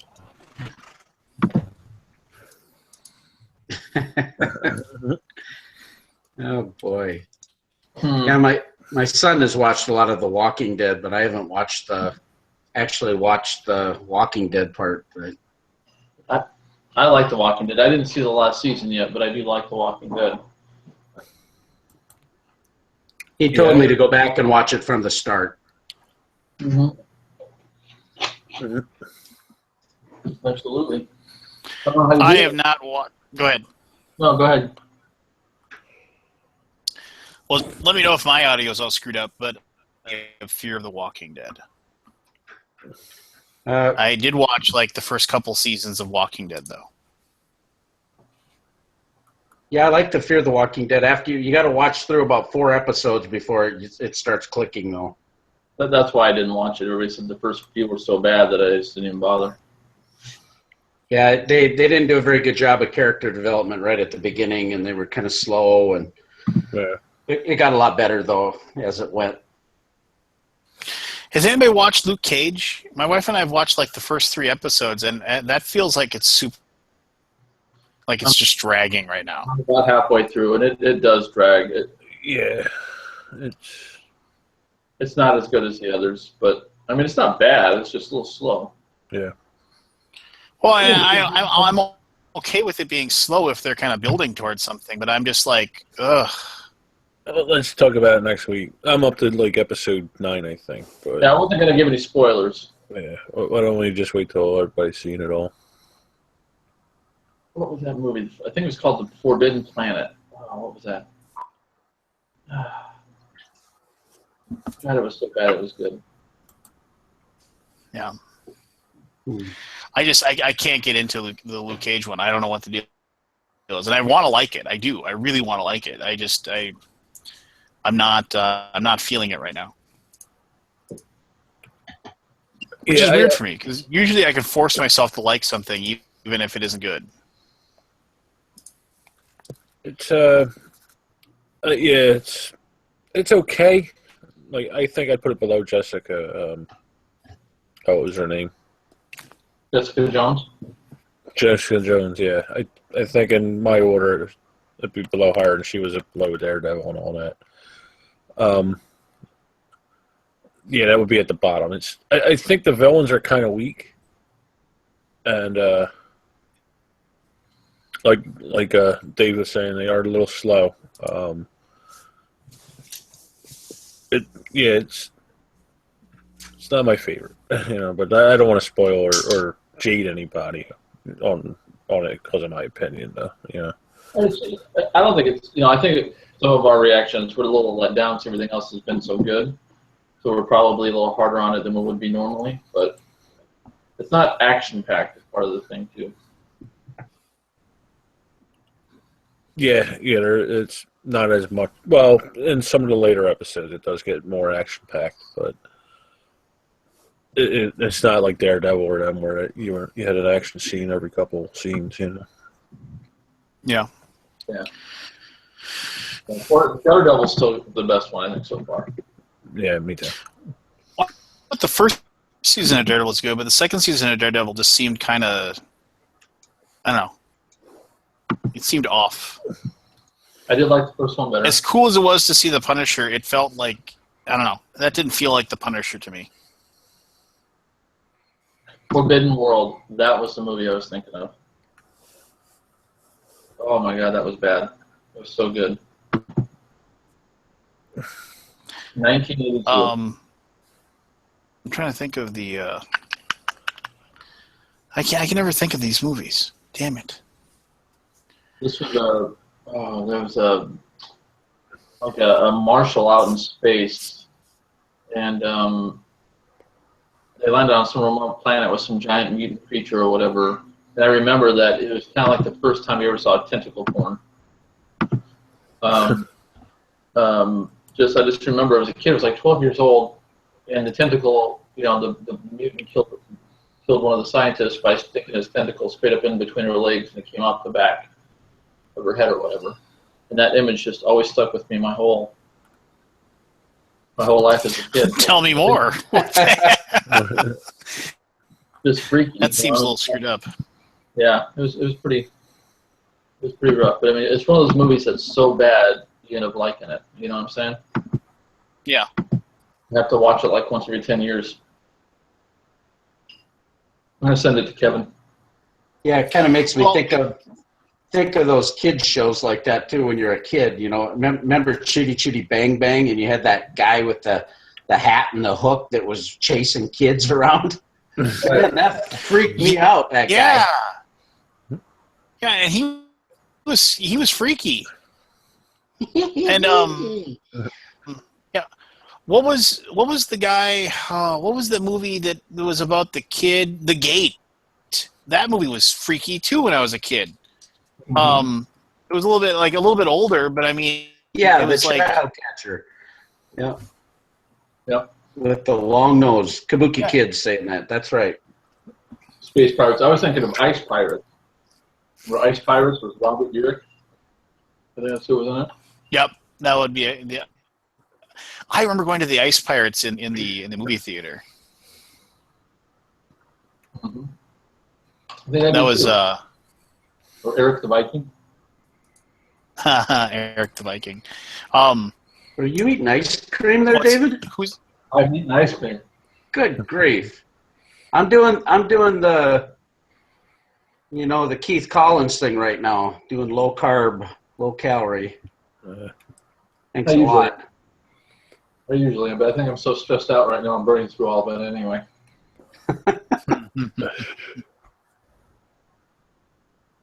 Man, what is up with our internet tonight? The internet tonight's spotty as heck.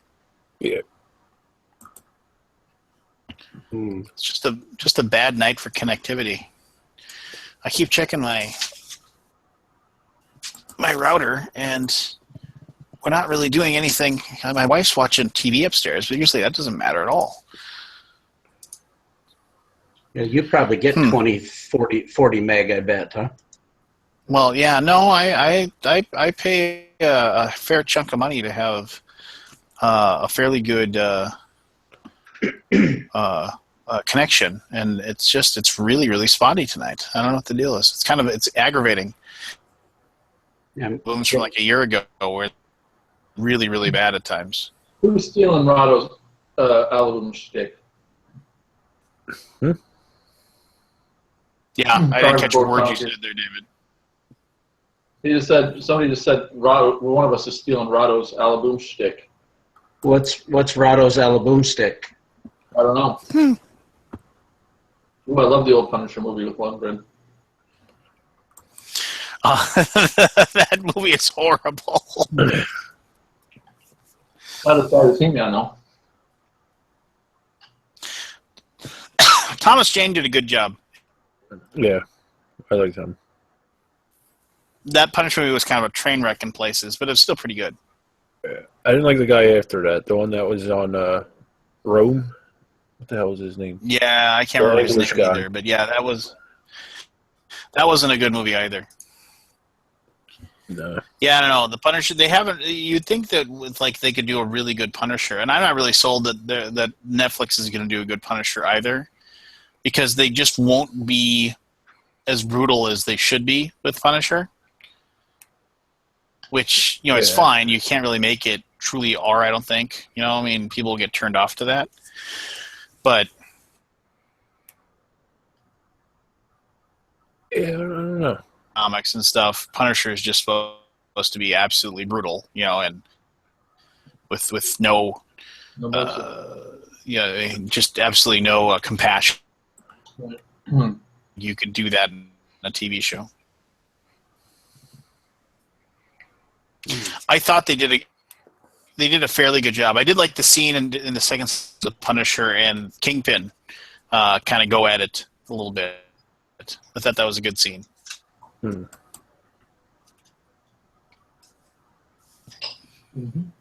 But I'm not sold on. Well, I mean, I thought D'Onofrio did a decent job as the Kingpin. Yeah, I like. Can anybody hear me, or am I just talking to myself here? Or am I all garbled again? I was reading that a little bit. Just a little, yeah. This sucks. There he is. I got that floating orb. Did you guys see the new CW thing with all the heroes? The thing they released today? No. Like all the new CW heroes, kind of like in a Danger Room sequence. Oh. It's pretty cool, actually. I'm surprised. Huh. I did not see that. You guys aren't paying attention. Was it good? It was all right. I mean, it's the CW. Have you seen the new TV show that's, I think it's CBS, but it's with Kiefer Sutherland, Designated Survivor? Mm-hmm. No. Yeah, the Capitol building gets blown up, basically, and he's the Secretary of Housing, and he ends up becoming the president. And it's Kiefer Sutherland, so he's got his 24 voice on, and all that. So all I did is take BSG and put it on Earth. Yeah. I don't know. It's only had 2 episodes, but it's actually been pretty good. Does it turn out he was behind it all, so he became the president? So that would be a great movie. Say that again. Well, what if Kiefer? It turns out that Kiefer Sutherland was behind the assassination, so he could become the president. Well, maybe he is. Yes. That is so Cobra. Yeah, no, he's real insecure, doesn't think he can do it, and then he finds some inner strength. He has this great scene where the ambassador from one of these Middle East countries is trying to take advantage of the United States, and long and short of it, he has this negotiation scene where the generals thinks this guy is just a punk, and he goes in there and totally rocks this negotiation and stares him down and plays a poker hand with him, basically, and it was actually pretty cool. So it's kind of this guy that's insecure, but he's finding his way to lead the country. But what are his true politics, though? Do they go through his? If I vote for the Secretary of Housing, I'm going to need to know what his stance is on the Zika virus. He has a lot of stances. Yeah, I'm gonna know how he feels about infrastructure. He's for the Zika virus. Okay, he's for it. Yeah. More Zika virus. Oh, it's for his next run at it, Oh.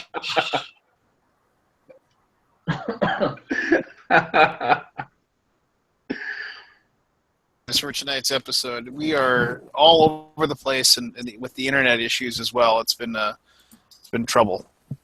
Trouble. Yeah, this Trouble. All right. The new Doctor Strange looks badass, though. Ooh, yeah, it does. The new what? The new Doctor Strange. You know, Doctor Strange. Oh, Doctor Strange. Yeah. I'm worried about it, but it looks like it'll be cool. I just hope they go true, really, really metaphysical with it. I mean, I want to see like Dormammu and all those other like otherworldly creatures and beings. I don't want it. I want it to be, really out there, like the comic book. I loved that comic book. I thought we don't need a rehash of the same old villains. That's for sure.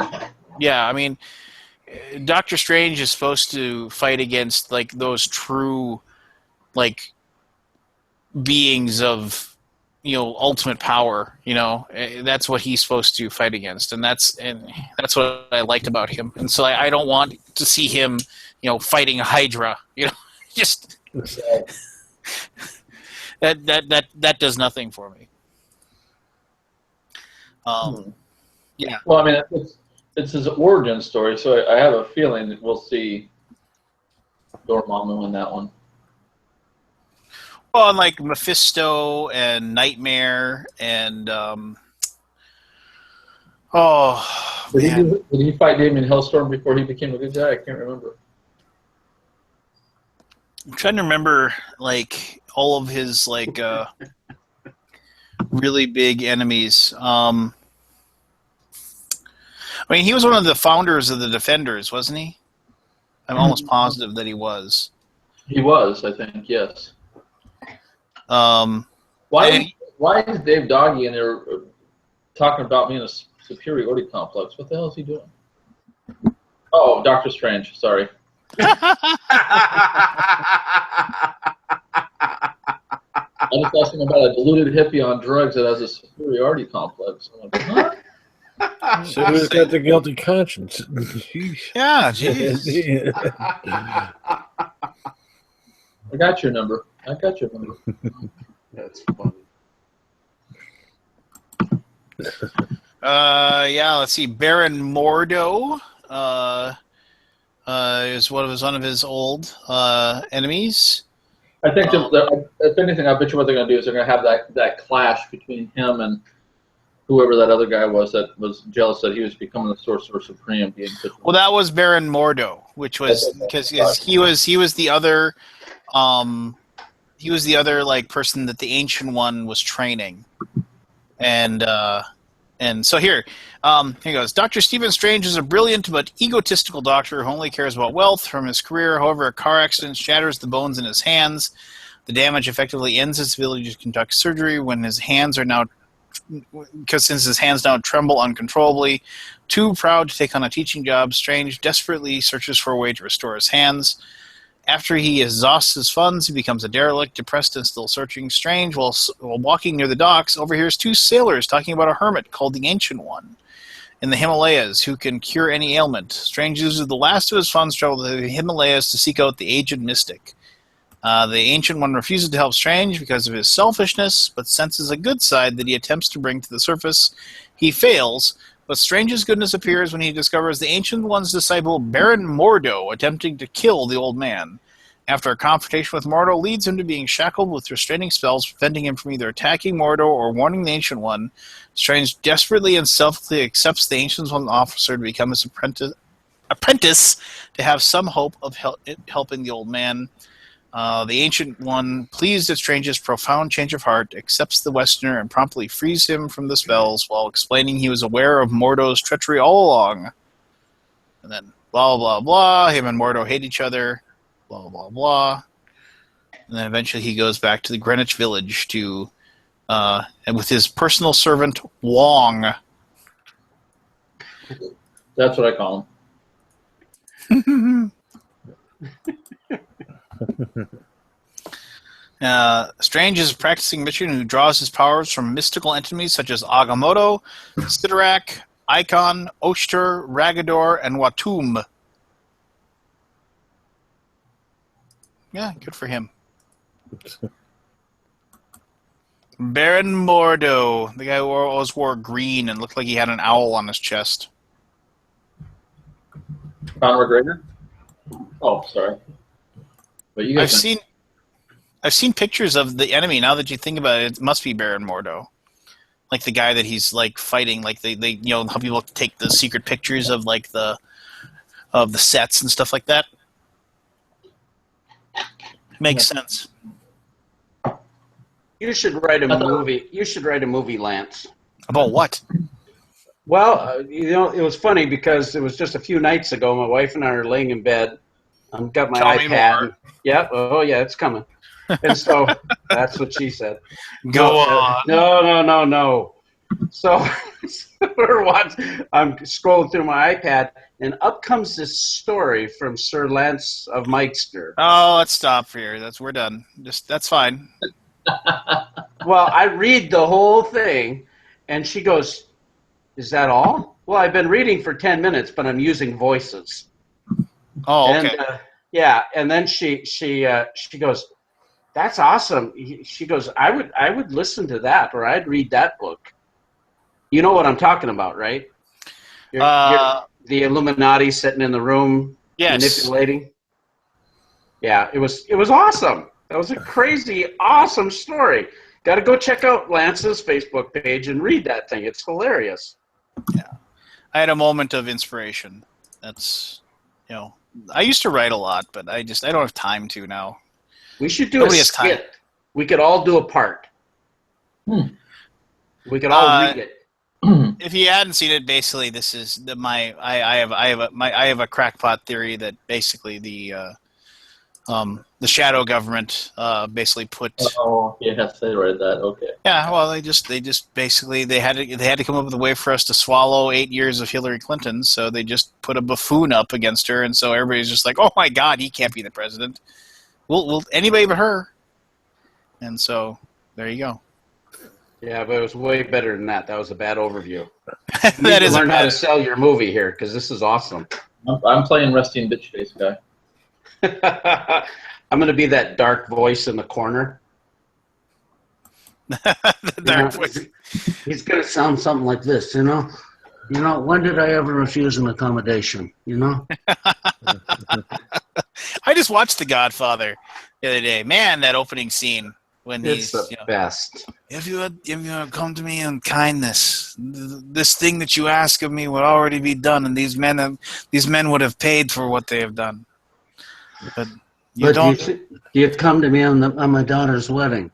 You say Godfather.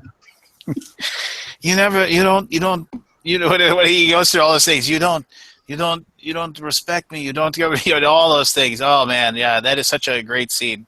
I mean, there's a reason why The Godfather, everybody talks about how great it is. It's because, Barry, whoever you want to invite, fine. I don't care. Mads Mikkelsen is playing the main villain in Doctor Strange. Who? Mads Mikkelsen. I don't know who that is. He's the one that played Le Chiffre in the first Bond movie with Daniel, what's his face? Craig. Yeah, and he plays God on that TV series about Shadow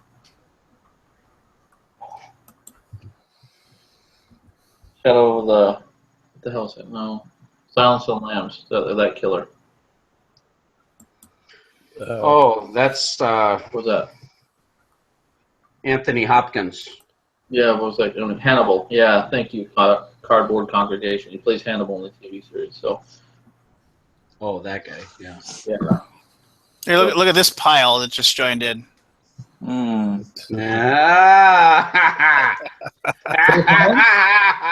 know that guy. I thought Phil Collins was on tour. Yeah, I know. Phil Collins, what are you doing here? Hey, Phil I Collins. can feel it coming in the air tonight. Oh, it's a good thing you're not on tour. Oh, Lord. He's aged. He's aged. I've aged. I'm Doctor Who. Yeah, Will back and hit the drums. Yeah, I'm here. Good morning, everyone. Hey, we have two Barrys on. Yep. Barry from the Berkey and Badger Board Game Babble Show. What time is it where you're at right now, Barry? It is 6:30. In the AM, correct? In the AM, yes. But I have been awake since 4:30. In the AM. Yes. I am suffering a major bout of vertigo. Feels like I've just drank 15 pints of lager, but without the lager taste in my mouth. And the room is spinning, my eyes, I can't focus. It's fantastic. I was going to say, I thought you were going to say a horrible case of explosive diarrhea, but That would be good. That would be good. I'd be able to empty my bowels and my stomach would be flat again. wow. Yes. This show just got alive.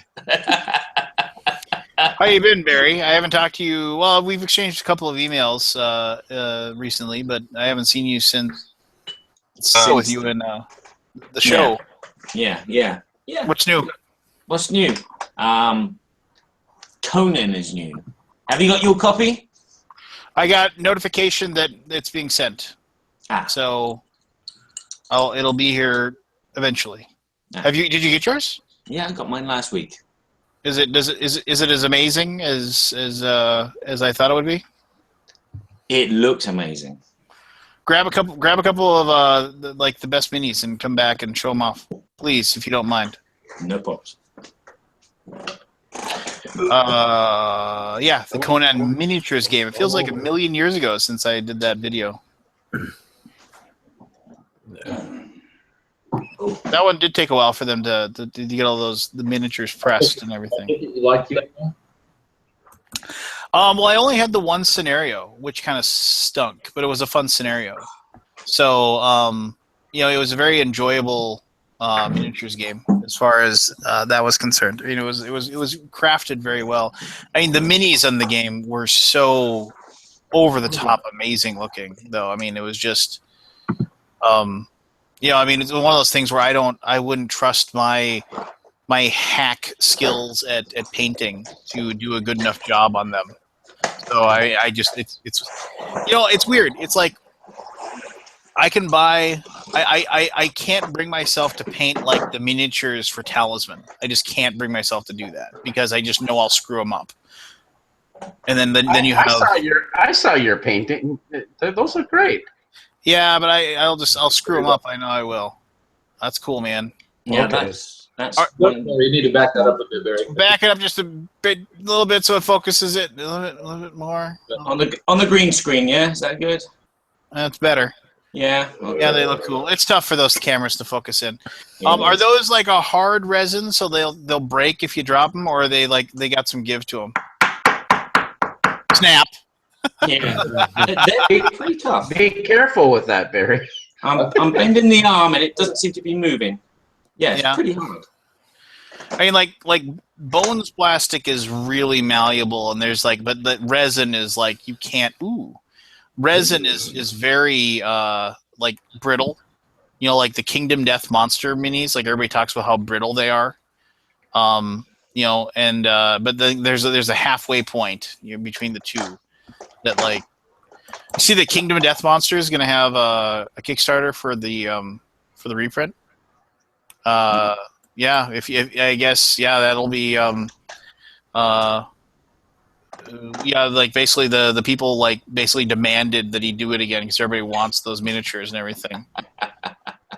Nice. Shall I give you a spoiler review right now, or of what, Conan? Yeah. Well, what do you think? It's a fantastic game. It is really great. But, like Kingdom Death Monster, you were saying, the rulebook was bad? I've heard the Kingdom Death Monster does take... It is a fight to get through it in some cases. Yeah, and it's kind of like that with Conan, I'm afraid. You read the rule book, it makes sense, you get the game to the table, and then you just come across hurdle after hurdle of questions. Okay, can I do this? Can I do that? The rules are not very, very clearly stated. I've been in contact with David Bartello of Monolith, and he's answered some of my questions, and they've been pretty straightforward answers. You know, they are simple things like attacking. Can you attack more than once? It doesn't say in the rule book. Wow. I remember when we played the prototype, you were only allowed to attack once, but because there was one character that could attack more than once. But now you can attack as many times as you want, as long as you don't go over your limit of attack gems. You know, you put the gems into the box. So yes, it's a fantastic game, but you're going to have to try and find it through the rule book. Unfortunately, it's going to need a new rule book, and hopefully they'll get that sorted pretty soon. I'm just going to watch Barry's video. Yeah, I would. It's got all the rule corrections in already. Cool. Are you going to Essen, Barry? I am going to Essen, yeah. You lucky son of a... Am I? Am I? Oh, that's sweet of you to say. Oh, I'm a lucky son of a...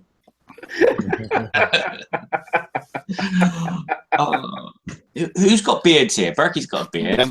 Barry's got a beard. And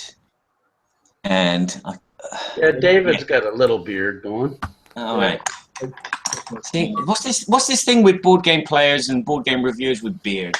Come on. Scott Nicholson started it. I followed him.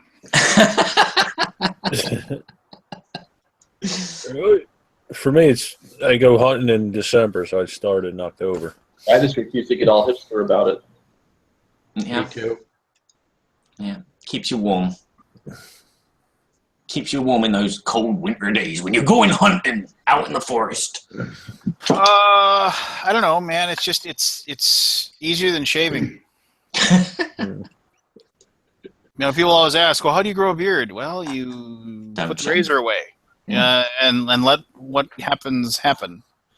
You know, it's not that tough. It's just a matter of how much trimming do you do, though? Very little. I actually trimmed today for the first time in like a few months. I don't know. I trim when honestly, I trim when I notice that when I'm looking straight ahead, I can see hair on the periphery of my peripheral vision. Where I'm like, and I'll also like see a shadow, and I'll be like, what is that? You know? And then it moves with my head, you know. So I'm like, oh, I need to Viking vision. Yeah, I need to trim a foot. So your beard's so curly, though. Do you perm it like David does his hair? No, I just naturally all like. And that's the weird thing too, is like if I actually take the time to like you know, if I when I come out of the shower, if I take the time to like comb it and then work some balm or oil into it, it's like a good 4 inches longer. But then then the curl comes back, and it you know, becomes more full. I don't know. It's very ZZ Top-ish when I get out of the you know, it's very straight and it's very wispy towards the end, but then once the hair dries, it goes back to being all curly again. But that's just me, I guess. David, you should grow a really nice long goatee. There you go. I can't stand that. Mm. I don't like it to get too long because then it gets out of control and it just bugs the hell out of me. You could have that one that what's his face does, the lead singer of Anthrax, Scott or whatever his name is. No. Like he's got that weird, like basically it all grows right here. Yep. And it's like a foot long. It's pretty cool looking actually. Wow. This shit right here is enough. I don't need any more than that. That's what I say about my body. That's why I don't shave. I don't have any hair here, is because my body's got all my hair. Nah, Barry's like the white ape. I'm not white. I'm not white. I'm French. There's files on this damn thing. So you were talking about Marvel films I was listening to. Yeah. I'll carry on.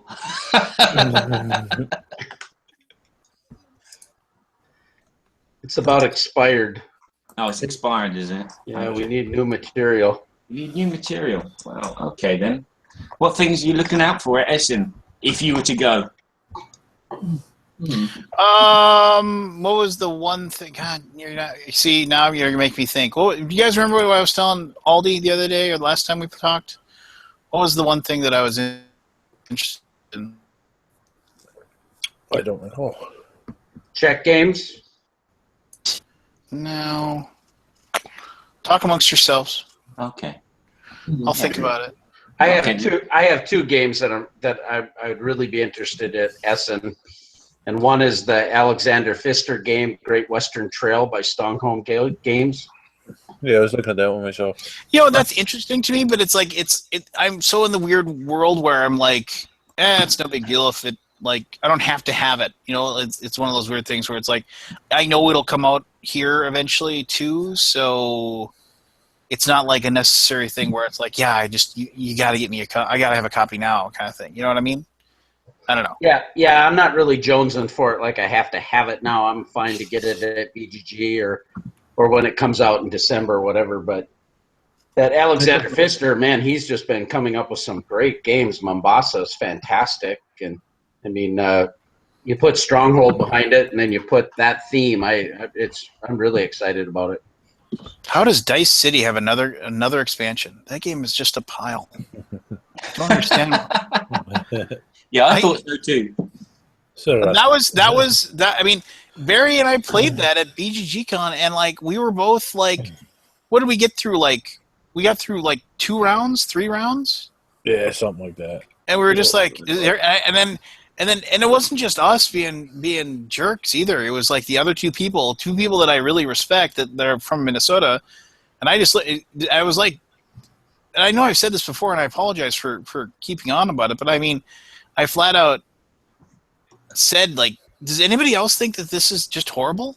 Yeah, it's just, or am I just? And everybody was like, yeah, no, this isn't good. And I was like, okay, thank you. Let's go. And we like that's the first time I've ever put in a long time that I put a game away without first time playing it. Put a game away that I hadn't finished. It was just like, yeah, we could, you know, like going and getting a hot dog would be a better spent time. It'd be a more fun game. Can I somehow get there in time before I get more hungry? Let's see if I can make it. I've heard a lot of people that actually like that. Well, they're wrong. Guys, yeah, I thought we were playing wrong or something. But. Yeah. I did. I mean, I'm interested in Colony, but that's coming over. So, I mean, I'm not really worried about that. There was, God, what was it? I'm like trying to pour through these now, and I'm just like trying to remember what it was that was like. I found a cool Conan picture for the people watching. The what? Conan. Very nice. Yeah. I couldn't post it in chat form, so I thought I'd just show them real quick. Yeah. I used to love the old Savage Sword of Conan comic. I enjoyed that a great deal. Like the big black and white. You know, it was a comic, but it was in black and white. But it was more like a trade zine size. Yeah, I used to collect those. The Savage Sword of Conan. Yeah, Savage Sword of Conan. It was I used to love that. But we'd get those and we'd trace out the pictures or color them, But we don't have 2 copies, so we didn't ruin one, and then we had the other. And yep, I had all the books at one point too. I'm trying to remember. Like I remember there was the one. I remember it was like because everybody thought Conan was dumb. Everybody thought because he was just a barbarian or whatever. And the one thing I liked about there was one where like there was the guy that. He was in the camp or whatever in the mercenary camp, and then there was the guy that used he was quick and he used like a dueling blade, and then he and Conan like fought or something like that, like did a duel, but not like a serious duel, and he was telling Conan how his sword was big and clunky, and he was like dancing around. And he was like hitting him with the flat of the blade constantly, and saying how if he was a real duel, he would beat him and everything like that. And Conan just kind of grunted or whatever, and then so. And then later on, of course, that guy turned out to be the bad guy, and him and Conan were going to fight for real. And the guy said, I don't know, it's like, you'd better run away or blah, blah, blah. It's just like, you can't beat me. And the first thing the Conan does is he uses his giant broadsword to break the guy's sword in half by hitting the sword, and then just runs him through, and he was just he just played with the guy to begin with, and the guy was overconfident. I still remember that scene in the comic, always, and Conan said something like, "You think Conan's stupid?" It's like just something very Conan-y. It's like, but now you are dead. Many other people think Conan is stupid, and they are dead, just like you. The best thing to come out of Conan was Red Sonja. I don't care what anybody says. Oh, Red Sonja wasn't bad. I mean, but Conan was cooler. I mean, he was cooler, but she was hot, and that's all that matters. Yes, they somehow drew a pretty girl, on there.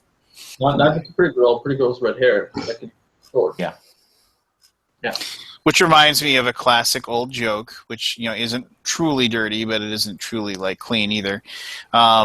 Two sailors at a port of call or whatever, and they go to they go ashore, and as they're walking, the young sailor who had never been ashore before tells the old sailor, "Hey, check out that beautiful blonde girl over there." And the old sailor kind of just shrugs his shoulders, and he's like, "Well, I mean, you ever sleep with a beautiful blonde girl like that?" And the old sailor says, "Oh yeah, I've done that before."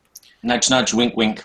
But very, very, very not impressed, And so a little while later, they see this beautiful brunette, and he's like, "Oh my gosh, look at that beautiful brunette! You ever sleep with a beautiful brunette like that?" And the old sailor says, "Yeah, I've slept with a beautiful brunette like that before. No, not really all that excited, right?" And a little while later, they see this beautiful redhead. And the young sailor says, "Oh my gosh, look at that beautiful redhead. You ever sleep with a beautiful redhead like that?" And the old sailor winks at him and says, "Not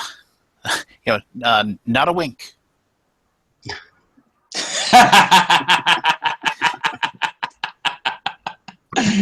I'm the only one laughing, aren't I? Yeah, I know. That was my grandfather's favorite jokes. Yeah. Going back to Essen. Essen. Yeah, I'm trying desperately to find this game. Well, I'm excited. I'm looking forward to are the expansion for Steam Park and Potion Explosion. Oh my God, you're the one. You're the one who likes Steam Park. I like Steam Park. I did that first. No, just all the frenetic roll these dice as fast as I can, and those dice, awesome. And those dice weigh. Those dice don't weigh like a third of an ounce. Yeah. So it doesn't even feel like I'm rolling anything. It feels like I'm rolling styrofoam on the table. It feels like you're pushing dust. Yeah. Those are horrible dice. They are. Thank you. See, yeah, we have a lot of fun with that game, though. Yeah, that's a good point. But that game's a lot of fun. Yeah, my daughter. My kids love it. I can drive Josiah nuts playing that game. Yeah, my 9-year-old loves it as well. So it's a pile. I think it's. I thought that at first as well because I tried to build a real. I thought it was a theme park game, and I used to love those theme park simulator games. And I wanted people to throw up and be sick after going on a ride and stuff. And my 9-year-old daughter would beat me every time because I was trying so hard to create that kind of, theme park, the perfect theme park. Mine was bigger. It had more rides. It had more attractions. But I would never win. And I would never win because I was never going for those cards, using those cards each round to get money, those objective cards. And it's like, oh, God, this ruins the game. The dice, the cards. And I was like, no. But the more I played it with my daughter, the more fun we had. And it's become, slowly, it's become quite a very popular game in our house. What's No. What's the expansion doing? Yeah, Does it make it fun? There's 2 expansions. I've actually translated the rules into French for one of them. It introduces one of the expansions is just plastic people, robots. So you replace all the wooden ones in the game, and I think maybe even the dice. I've seen some black dice, so maybe they get replaced with some plastic heavier ones. Fingers crossed. Fingers crossed. And then there's some more attractions, and they got different. And the little tents have different powers as well, and you can be really nasty to the other players with them, apparently. And the one that I translated is it gives you 2 different color robot people. One of them, I can't remember now. This doesn't make it sound like it's fun. It's just more on top. It's just more on top, and hopefully piling bad after bad. Okay, I got you. Yeah, there's one expansion which you can be nasty to people, and the other expansion just adds different robots. I want that expansion. I want to play it with Lance. Yeah. Here's that game you hate. Let me make it worse. Oh, thank you. Here it is. Age of Thieves from Galacta. I don't know why. It just sounds really neat. It was like that one too. Yeah, it basically each person you have to break into the vault inside the Emperor's palace to steal the Emperor's jewel. You have this entire town that you run around in. However, this is hardly the end because thieves must escape the city with their loot.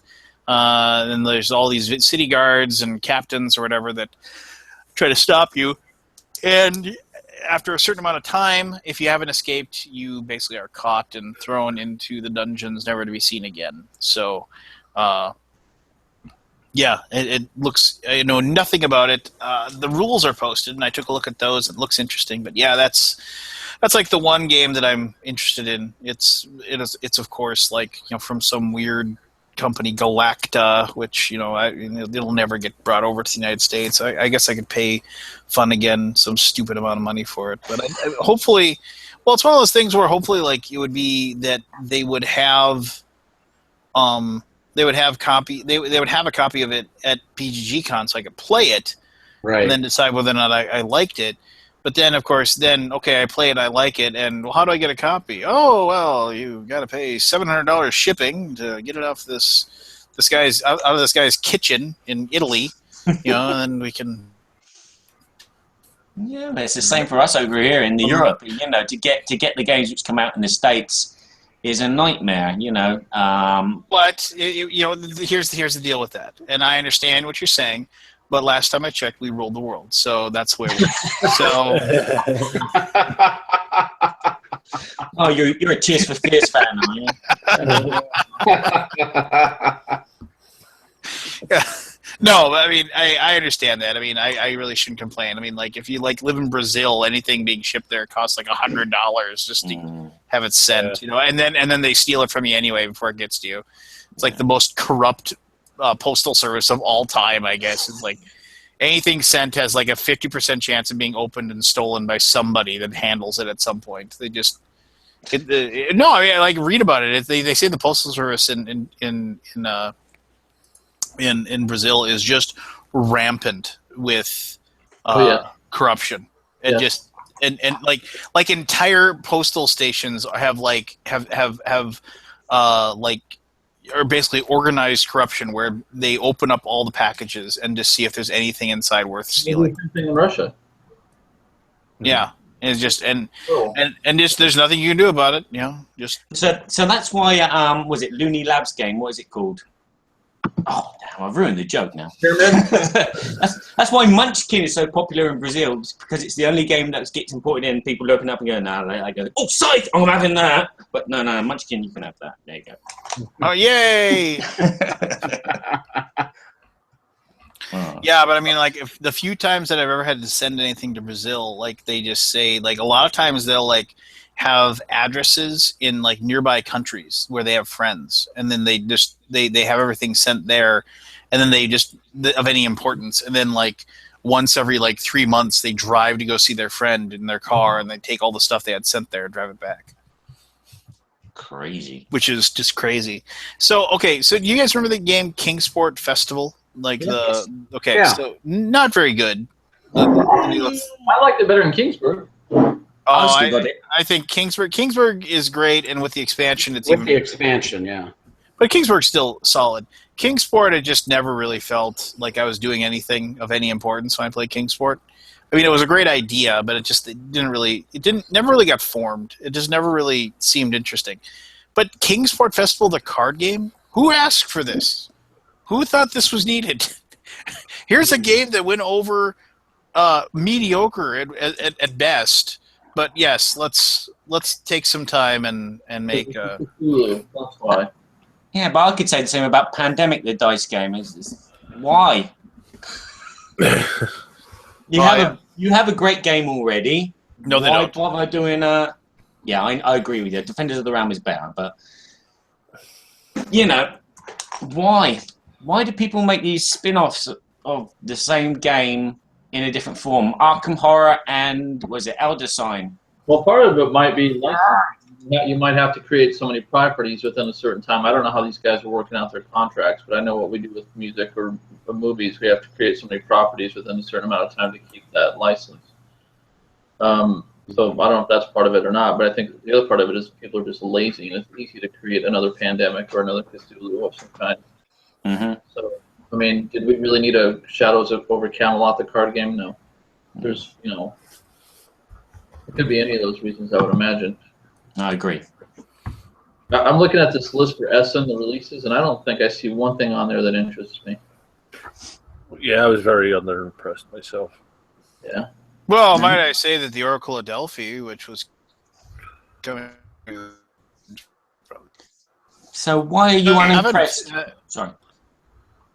If you haven't backed, you have less than 2 days, 48 hours to back Chimera Station. So, strong suggest you go ahead and back that. And if you've already backed it, back it again. Holy shit! We went 2.5 hours before the first TMG commercial. Oh. Really? We did Dragon earlier. That was kind of TMG. Oh It's rough. Yeah. Sorry. What? TMG? Is that Teenage Mutant Ginger Beers? Yeah, that's exactly correct. Okay. Yeah, good one. You're a clever boy, aren't you? You're so. Oh, I'm upper class top of the year. What does he say? Now, I'm a minister for overseas development. Oh, he's a clever boy. Yes, mother. I know. Don't you think you're really cute? Oh, you want a little biscuit? Mother, I'm 44.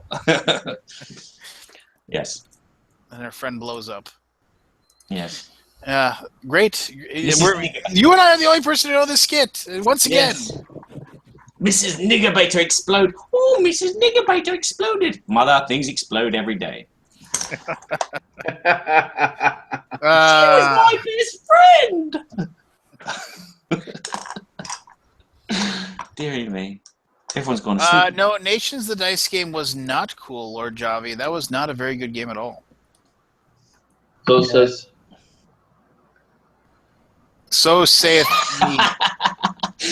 Someone remembers the young ones. Jesus. Oh gosh.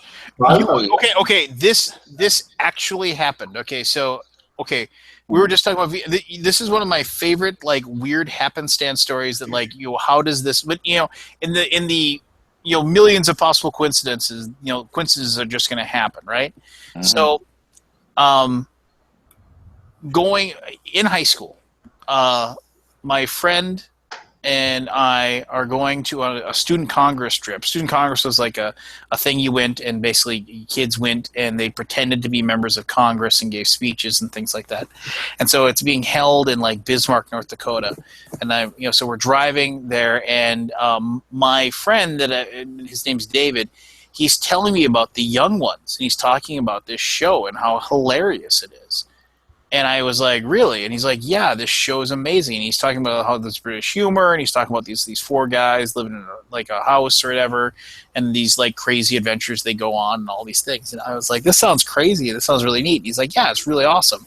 I was like, well, how do you find this? And he's like, well, and I think it was on MTV at the time or something like that.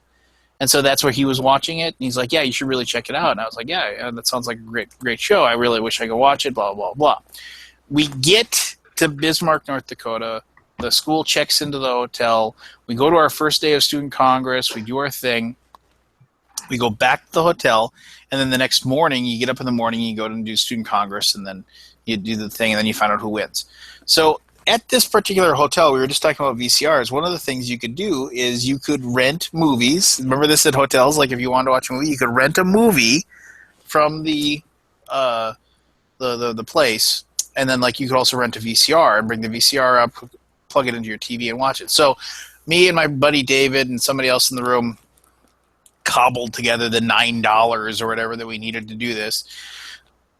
Got the VCR from the hotel and rented some movie like Die Hard or something. We're gonna watch this. We bring it up, we plug the thing in, turn it on, and there's a tape in the VCR still. Like it wasn't. We hit eject, and it's a blank videotape. But somebody, you know, how remember when you'd buy like a blank videotape and like they give you that sticker sheet where like each one was like there were letters on it, so you could put the stickers of the letters on the tape, right? All right. So like, and so literally it says "The Young Ones" on the tape, and my buddy goes, "You got to be kidding me!" He puts it in, he rewinds at the beginning, pushes play. It's somebody's videotape that they had taped episodes of The Young Ones on it. And we never watched Die Hard. We just sat there and watched this 6-hour-long videotape of The Young Ones, and we kept that videotape. And it was hilarious. We were just laughing our butts off at The Young Ones.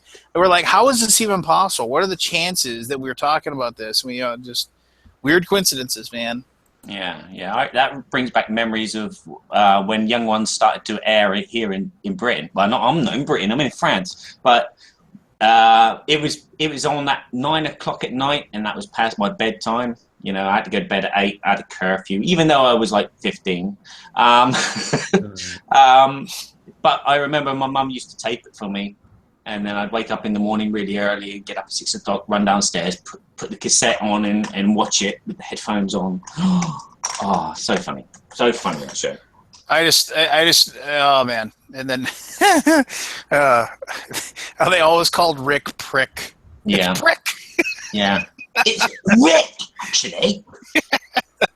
And then, oh, what was the one guy's name that always wore the sunglasses? That was always like Mike. And he was always too cool for everything that was going on. Yeah, Vivian, Neil, Mike, and Prick. Yeah, Neil was my favorite. Yeah, with the long hair and it's like, oh. And I remember when what was it like what was it? Neil was trying to nail plates to the table, but the plates kept on breaking.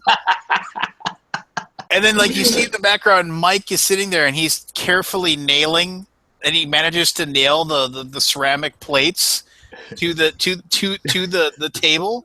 Yeah, wasn't it because there was like a poltergeist that was like stealing stuff, and so he wanted to nail the plates to the table so they couldn't steal it. Yeah. And then Mike starts screaming. They're like, "What's your problem?" He's like, "I've nailed my knees to the table." They look and like, yeah, he's like stuck in the table, and like, and I think Vivian, pulled out the chainsaw. No, you're not. He pulled out the chainsaw and he cut the legs off the chair that he was sitting in. But then, like he didn't drop because he actually had nailed himself to the table. Very strange humor. Yes, extremely. Yes, Lord Javi knows what I'm talking about. Mike nailed his legs to the table. Exactly. I remember when Vivian stuck his head out the window of the train. Oh yeah, and got his head knocked off. Yeah, and then he started kicking his own head down the rail. He pulls the brakes on the train, the emergency stop, and then he gets out his headless body, and he's like, sees his head on the floor, and he goes, "I am down here, you stupid tosser!" And then the body just kicks the head. Yeah, and he starts kicking his head down the street or whatever. Yeah. Why do I remember this stuff? Valuable pieces. I could have been like, I could have studied. I could have remembered things that were interesting or yeah.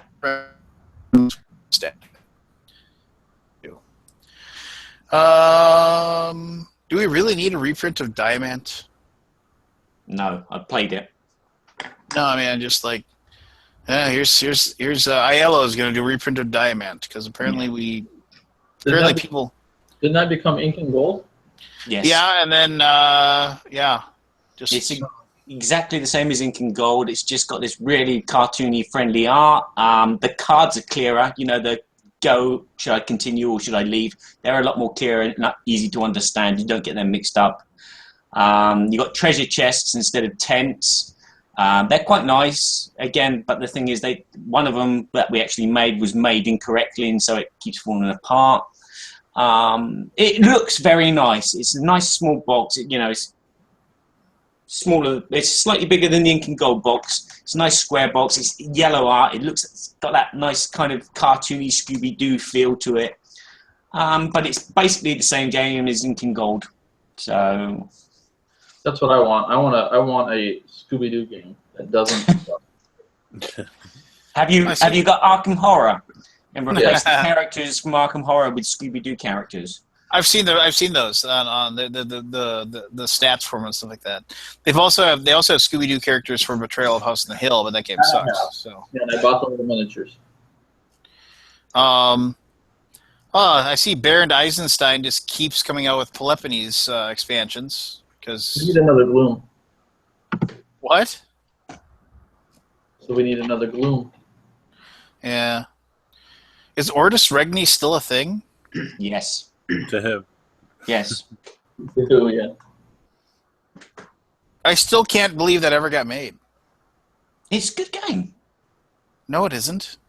It's a good game.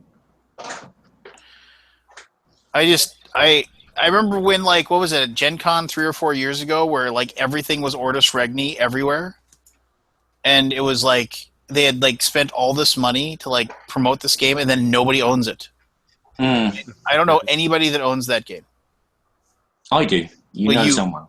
So there, one. You're the one. You're the one keeping his hopes alive. Like that he'll continue to be his company will be solvent as long as you buy 20,000 more copies of the game. Yeah, but I think it might probably go down really well here in Europe. Probably a lot with the Germans because it's a deck builder, but it's not. It's not as complicated as an FFG deck builder. I saw that there was an expansion for Cyclades. It's not Cyclades, it's Cyclades. Cyclades. Remember, Jamie Johnson said it's Cyclades. Yes, I know. No, it's Cyclades. That's a power drink, isn't it? Yeah, maybe.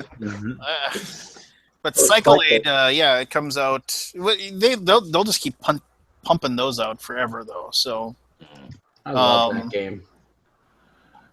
Cyclade? Yeah, Cyclade's not bad. Yeah, I love Cyclades. No. Bike. You got to go a long way on your bike. You need some Cyclade. Cyclades. Yep, Cyclades. It's awesome. Yeah, or a viral disease which you end up scratching your buttocks.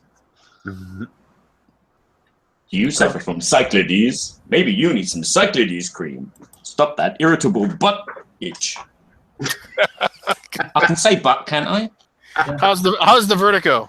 The vertigo is going. I don't know if it was the coffee or the fact that I'm actually swinging in my chair, which is making it go. I'm counterbalancing the vertigo. Yeah, it's going. That's good. I can finish my video today and get it posted before everyone else. Oh, what are you making a video of? Conan. If you go to my Board Games Everybody Should Facebook page, I posted a little trailer. Really funny. Wow, it'd be funny for the French people because is another story. In France, the TV shows that we know and love, like The A-Team, Starsky and Hutch, Dallas, they've all got completely different theme songs, and the French have. I hadn't done it for a while, so I just.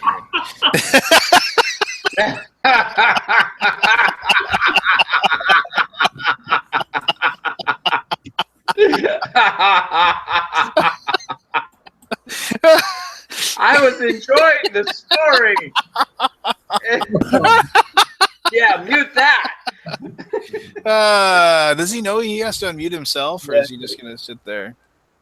No. No, I didn't know. Now you can unmute it. So where did I get to? I don't know.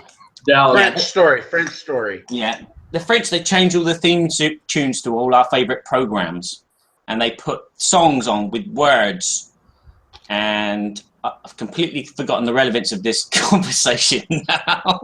Thank you. Yeah, so they change all the songs. So like Starsky and Hutch has its own theme song. It's not the funky. It's actually Starsky Hutch. Starsky Hutch. It's really crazy. And so what I did is I did the intro for my Conan video. I took their version of Dallas, which is a really kind of like pop song from the 70s. It's really, really garish. And so I've used that and changed Dallas to Conan. So if you want to go and check that out, check that out. But again, if you want to go check out French, what they call them, generics, like the A-Team, is completely different to what we're used to. You watch the beginning intro to A-Team and it's a song. And it's like, oh my God. Barry, do you have to do your videos in 2 different languages? I would like to, but I'm not confident enough in my French to be able to dub or even just speak. So, but I can explain rules to games in a basic style, you know, like you move this here, this does this, move this there, and that does that. There you go. But to be, you know, to get people into the mood and explain peripheral differences between the economic balance of power and things like that, plug, it's very hard for me to do. This is kind of like the watch David eat show. You're really making me hungry, David. You know, I usually eat like once a day. I'm just starving today. I don't know what it is. So, sorry guys. Right now I'm eating my Civil War fruit snacks. With some Cyclidade. That's right. I need some string cheese. They'll have copies of Who Soiled the Toilet there. Make sure you pick up a copy of Who Soiled the Toilet. That game is awesome. What is that? It is a game that is literally about who shit all over the toilet. Okay. You did a video for this, didn't you? Well, we talked about it extensively. I don't know where my copy's over here somewhere. Basically, it's resistance, but you send people in to like they go into the toilet and then they either put a clean card or a dirty card in there, and then you try to figure out who took a shit all over the toilet and made it dirty. And so yeah, it's funny, but yeah, pick up a copy of Who Soiled the Toilet. Can anyone say the original Japanese name or Chinese name for it? No. Who Soiled the Toilet? I don't know. No, I've looked up on Board Game Geek. It's come up with Toya o Yogoshita Nawa Dredera. Oh, my French accent's kicking in. Toya o Yogoshita Nabadareta. Bien. You'll notice that like the picture of it actually has a little fuzzy mark over the actual poop that so you can't see it. Hold on, I gotta find my copy now. But talk about original theme. That's a great idea, isn't it? So, you know, when you go to some place new and you get invited there and you don't know these people and they all talk about, you know, they're gamers and they really like to play board games and whatever, and you get there and the first thing they want to do is play the Resistance. You just want to shoot every fucking one of them. I don't get that. I get. Oh yeah, okay. Then let's play a round of poker. That was my Friday night. Oh dear. But I did get to teach them. I did get to teach them Masquerade, so I guess that's something. So do you think the world is going to be hating on Resistance in the future instead of Monopoly? Do you think in 20 years' time people go, oh, bloody Resistance, I hate that bloody game. I wish I'd played Monopoly. All they wanted to play was that and Seven Wonders, and I was like, oh my god, what I do? You know, both good games for what they are, but you know, you don't have to play those so many times before you want to kill yourself. Agreed. I'm all played out of Seven Wonders. Yeah, I love Seven Wonders. We just got the Babel expansion, but I haven't played it yet. But What coincidence. I haven't played any of the expansions because every time I play a game, it's like I have to teach it, so it's always the base game. But yeah, I mean, you know, when someone I like it a lot with cities and leaders. Of course, I can't. And then I think that is. Oh, it's back. Oh, damn. Oh, that's okay. I'm with you on the Resistance, though. I'm burnt out on those games. You're burnt out. Burnt out. Yes, I know that. See, look at. No, that's my daughter. Yeah, I saw both of the ones you were doing. That's good. Did you find that in the toilet? No. I've got my daughter into the miniature painting hobby now, and so like we try to paint a mini every weekend. She's working on an orc swordsman right now. And then she gets upset with me because I tell her she has to go to bed and she wants to continue working. But yeah, no, I just I got too many minis. I need somebody else to paint them with me so I can maybe somehow theoretically finish painting all of them. But I still have boxes of minis when I was a kid that I bought that never got around to painting, and I found those boxes, and so then I also have, you know, box after box after box of the other ones as well. So it's just like, yeah, it's just fine. You know, I'll pass them on to somebody. It's fine. It's Yeah, I get you off the fine. He's off the hook. It's fine. It's fine. It's fine. You'll be able to pick up the non-deluxe Yokohama version at Essen. How much the deluxe version of Orleans, bitch? What? Do you guys still have any copies of that, or you all completely out? We will have a handful of copies left over at BGGCon, and that is the last of the last of the last of the deluxes. Yes, I want one. You have. I think I'm coming. I think I'm coming. So if I'm going to confirm that. If you're going to be there, I will make sure I hold on to one for you. And I'll bring StarCraft. Well, yeah, that's great. That'd be awesome. But I still have to have you pay for the game, though. I can't. I'm fine. But I'm saying I'll bring StarCraft there. Yeah. I do see that Escape from Colditz is actually going to be there, Osprey Games, but they'll publish that more beyond that. So I do want a copy of Escape from Colditz, which is just because it's a game that I've always wanted, and you can buy it because eBay wouldn't let you sell it because it had a swastika on it. No. Yeah. Bizarre. Like, yeah, if you wanted to sell your copy, it was really tough to find on the bag. I'm annoyed because Matt Garrett's does not have like Steamship Captains or whatever. He still isn't releasing it, so he's just releasing yet another Concordia expansion. It's just like, come on, Mac. I've been waiting for Steamship Captains for like 3 years now, it seems like, and just waiting patiently. I'm a big fan of Matt Garrett's stuff. I have yet to find a game of his that I don't like. I have games of his that I like more than others. Like, I mean, Imperial for me is like as pure as it gets, you know, as far as a Matt Garrett's design. Concordia is good. I mean, it's more palatable, I guess, is a good way to pronounce it.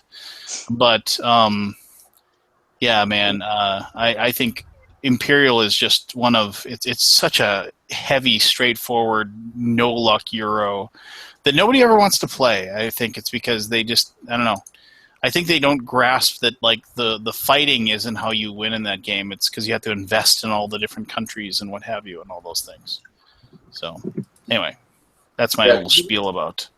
Reminded me about the one thing I'm excited about. Matt Garrett's in his that PD-Verlag must be his like little company or something. I can only assume that's what it is, because they publish all of his stuff, and then his stuff gets picked up by like RGG or something like that, and then they publish it as well. Kabuki Kid just reminded me what I am looking forward to. When's Invasion coming out? Orleans Invasion. Like 2 weeks. Or street date, I think, is October 24th, if I remember correctly. So it's soon.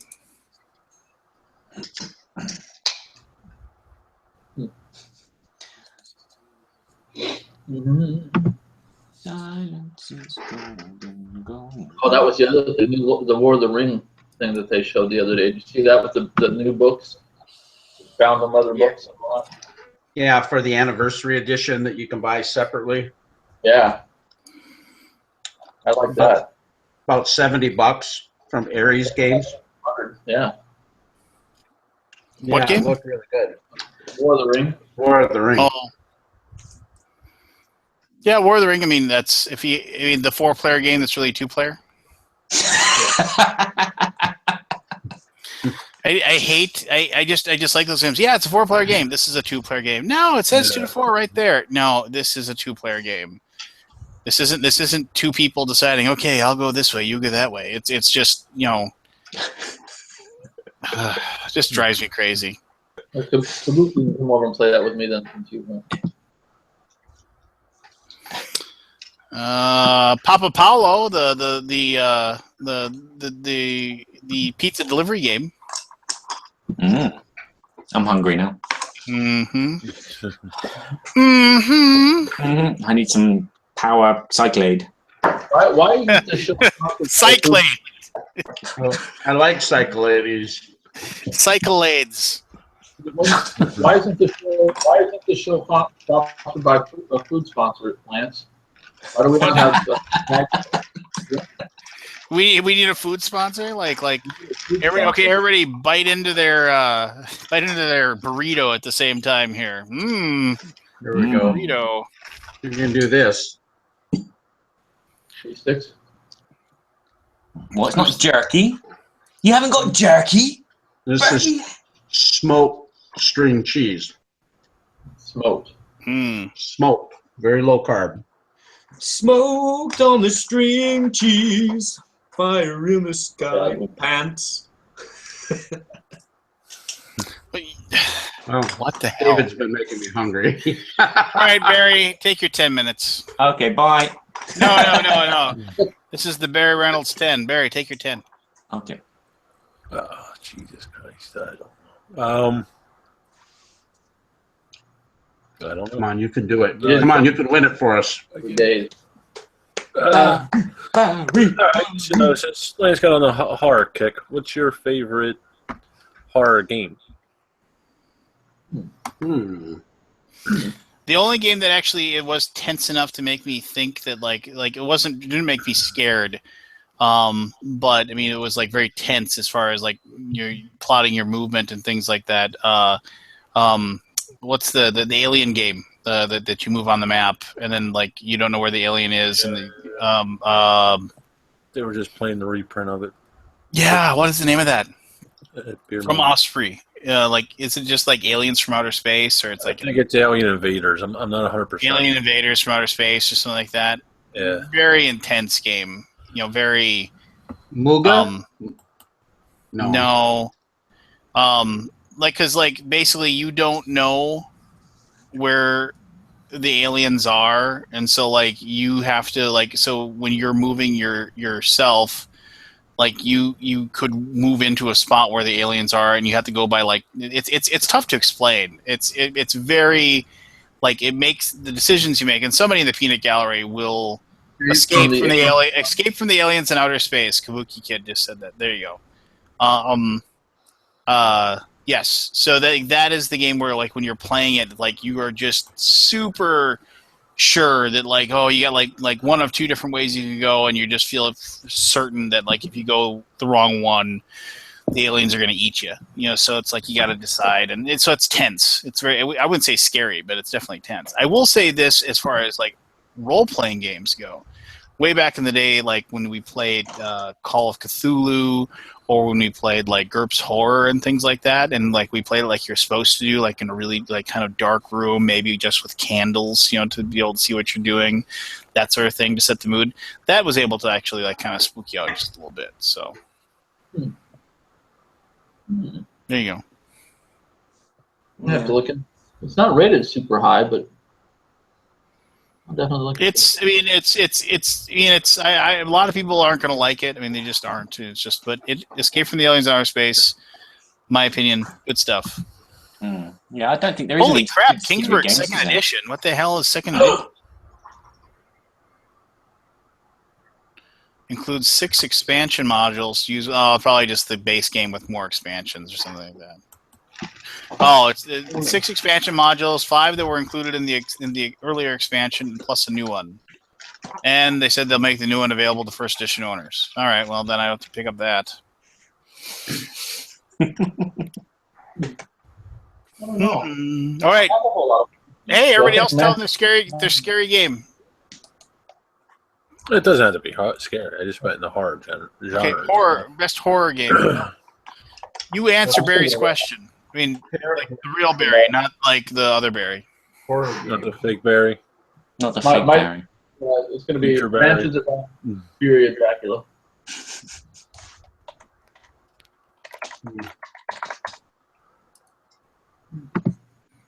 Answer the man. Okay. Madness, second edition. This is fake Barry coming in, fake Barry coming in here, fake Barry. Blah, blah, blah. Yeah, Arkham Horror, very tense, especially when you're playing on your own, and it's that Doom track is getting up and up and up and up and up, and your characters are losing all their special powers, and you're like, no, I'm gonna die. Love it still, Arkham Horror, classic. But you played Eldritch, right? No, you haven't. That's right. We had that discussion. I actually like Arkham better than Eldritch. So do I. No, you guys are stupid. As the aforementioned biggest fan of Arkham Horror of all time, me, I can say without even a hint of doubt in my mind that Eldritch is the better game. All right. What if Fantasy Flight came out with a second edition Arkham? Then which one would I don't know if that'll work, because they said that Eldritch was supposed to be shorter, and it's never been shorter. No, it's never. They lied. 20 minutes maybe. Yeah. I don't know if it makes a difference. I think the only knock I got against the original Arkham Horror was that if you don't play it often enough, you got to look up some of the rules. But that's it got convoluted and all that, but. Railroad Revolution. That's the game that I'm looking forward to from What's Your Game, and you can pre-order it for next to nothing. Shipped, like 45 euros shipped. Isn't there a new game from R&R Games that is coming out? That's yes. What is that? Yeah, they do come up with new games on occasion. Yeah, that's the one. Was that sarcasm? No, that was me agreeing that yes, they come out with new games on occasion. Fucking Lance. That was smartassery. Highly unlikely. What was the name of that? Come on, guys. Kabuki Kid. What's the new game from R&R Games? Why isn't she just on here? Kabuki Kid should just be on at night, because I invited her on the Berkey and Badger too, and she goes, "No, I don't like to be on there," but she's awesome. Yeah, she is. Well, I mean, she's an alien. She's not a real person. She's like AI. Kabuki, join us. Join us. She's kind of like an entity that comes from the dark. Yeah. And just from the evil dead. She inhabits all the podcasts. She like lives between seconds. I bet you. It's like one of those. It's like she's like she's a time traveler, and she's come back to tell us that there is no second edition Arkham Horror. No, she feeds us disinformation. Tries to get us going circular. Coin Quest is what they're coming with. Wow, that sounds very, very interesting. Coin Quest. No, there's a really no. It's Mr. B Games. Hey, has anybody played the Arkham Horror card game? War Quest? No. Kevin, are you talking about War Quest? Yeah, War Quest. No, yeah. What the hell? I was just talking about it earlier. That's the one I'm talking about. That's awesome. What are they? What are they reskinning to be Arkham Heart board game or card game? Which one are LCG? It's the since they've canceled the Call of Cthulhu living card game, the Arkham Horror card game is a living card game. So, Ooh, what do you think about the new Star Wars being a CCG? I find myself it makes it. I don't really care. No, nor do I. I wouldn't play it either way. So, yeah. So there. I'm not a big fan, though. I'll probably buy into the core set for Arkham Horror LCG just to check it out. I was a big fan of the old Call of Cthulhu LCG. I really liked it. Yeah, and I bought I bought so many of those like packs of cards and everything like that. I never built a deck.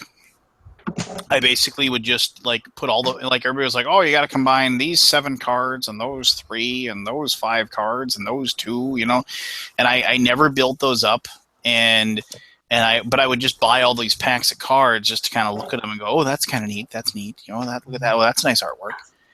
And I would just make faction decks. Like, okay, I'm going to use all the yellow faction cards in this deck. Yeah, I never really did anything special with them, but I liked it.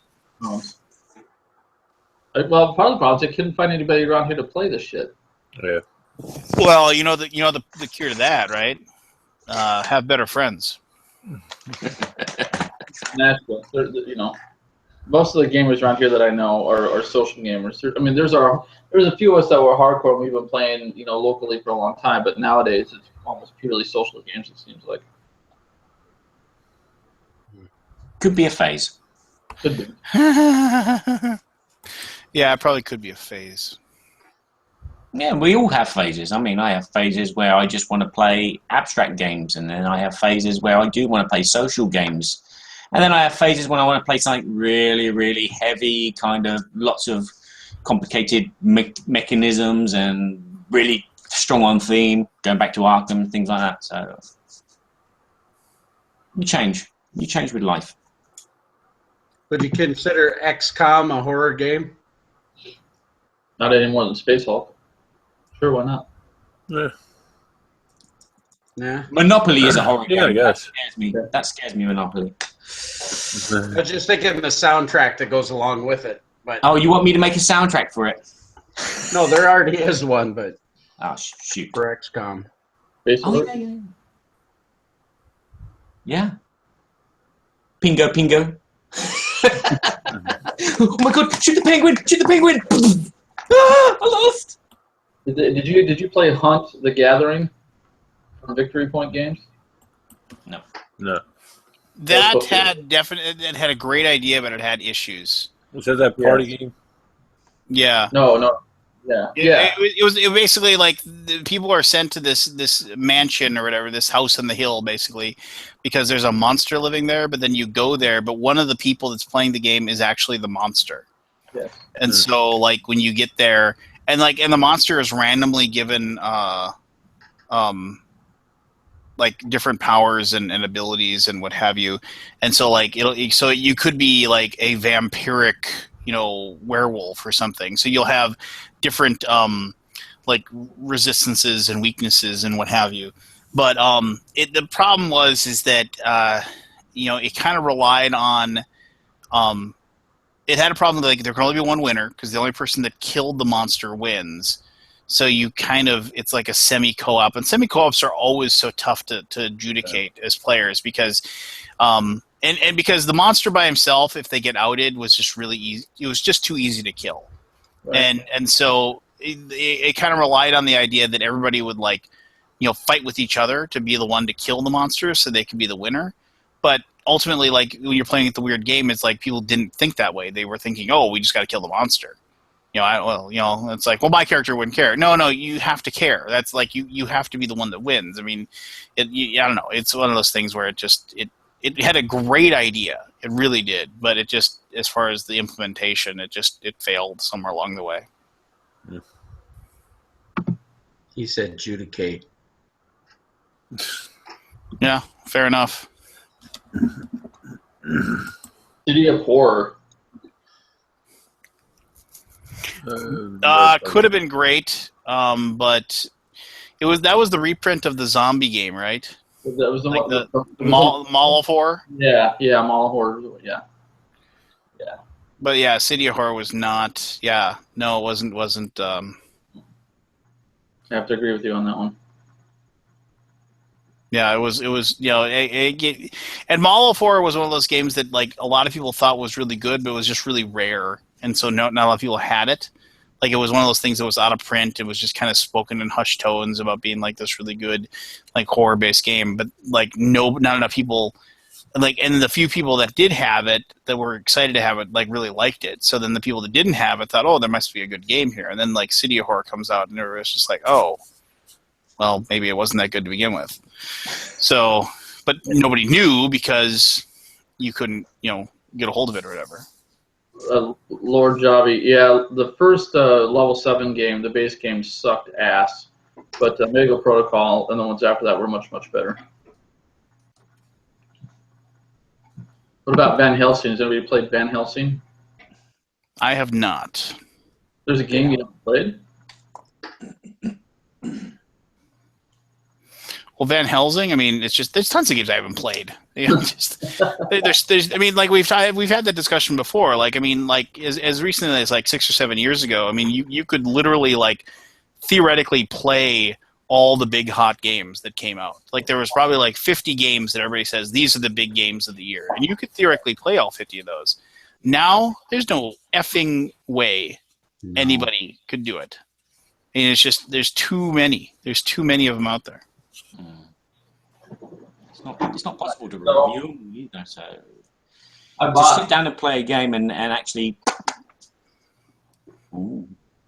There it is. I bought this mess at I think it was at Say it. Okay. I think it was at Gen Con. Anyway, this was a Mayfair product that they were selling. They were clearancing for $10. What's the designer? Frederick Moyerson. Moyerson. It's 10 and up, 2 to 5 players, 45 to 60 minutes, and it's not too promising looking, but I'm going to give it a shot. So, $10. If it's not worth anything, I'll donate it to the local Boys and Girls Club or something. Or you can always cut off the box lid and just stick it on the walls. It's quite a nice cover. Yeah, something. I've gotten some of those really good $10 games at the Mayfair booth. Yeah, they were getting rid of quite a bunch of stuff. I don't know if they're trying to make room for the new Twilight Creations junk or what, but of course they are losing Catan, so they'll have a lot of shelf space to open up. Yeah. Are any of you excited about Cosmaster Arena 2nd Edition? Well, 2.0. I did like the first one, although I don't own it. But I only played it once or twice. Mm-hmm. I'm not real sure about that. Yeah. Apparently they've streamlined the rules. I've got the 1st edition, and it is a little bit clunky. I've been trying to teach it to my daughter, and she's not really picked it up. She's more happy just playing with the figurines and the dice. But yeah, it's not bad. I hope that the 2nd edition is worth it. I'm gonna have a look at the rules first before I delve into it. Anyone else? Nope. Where's my cricket? So Lance, why aren't you going to Essen? Because my option was to go to Essen or Japan, and I went to Japan. Oh, okay. No. Yeah, Japan was awesome. Does Tasty Minstrel have a presence at Essen? Yeah, we're sending Seth and Misha and somebody else, I forget.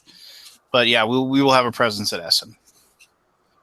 I think we're sharing a booth with Tony Bedell and Surprise Stare Games because we got Guilds of London there, obviously.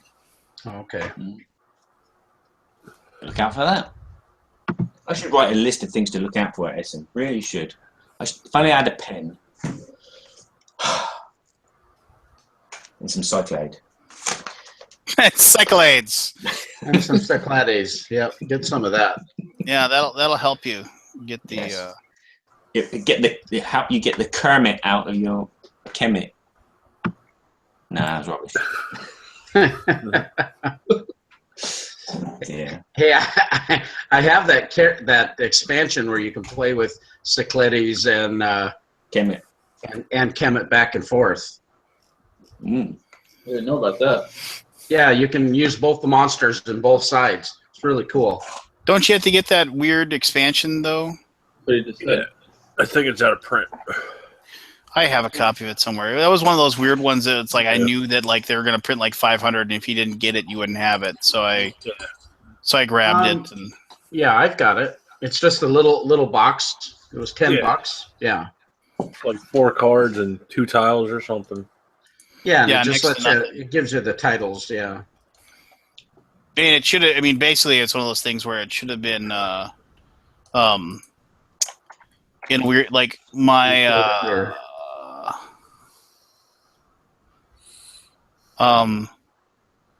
yeah, I think it would be. I'm just thinking here. That would be almost like a better thing to have in the BGG store, honestly. It's still available here in France. It's €9 in my local store. Yeah, I got it on Cool Stuff. But I haven't got. I can't say it now. Cyclad. I don't have own Cyclad. Cyclades.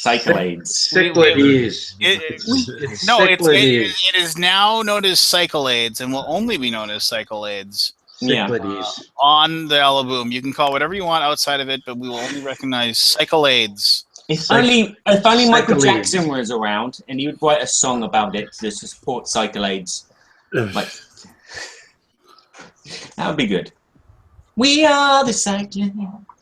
We are the bikers. My gosh, don't make me feel bad that I sent you an invite. I'm here to spice up your life like a Spice Girl or a Berkey Happy Mouth. Yeah, I'm a Berkey's Happy Mouth with the board game world. That's what I am. Don't worry, you've only got me for another 20 minutes. I've got to go and get my daughter up and take her to school. Come on. And then you'll be free.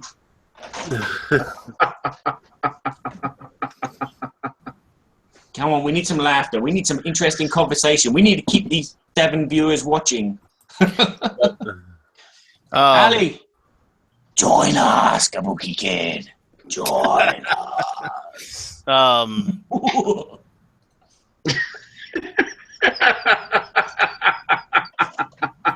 tell you what, Berkey, if we come to America next year, yes, we'll definitely come to see you. Yes. And you'll have to give a quick little phone call to the other one there with the Bearded Wonder. Yes, the living legend, the Bearded Wonder. yes. The one that's off the hook. Yeah, he's off the hook. He's off the hook. You better bring your snowshoes. We will have a full game day. Lance will come over. We will crank it up. And we can quote Monty Python all night and just really piss you off. No, I'll watch it a couple more times. Yeah, but we're not just going to quote that film. We're going to quote everything. Yeah, I can get the other ones. I think we should all go up there and do an episode of Board Game Theater. That's what we should do. Yeah, we should buy a Monty Python board game.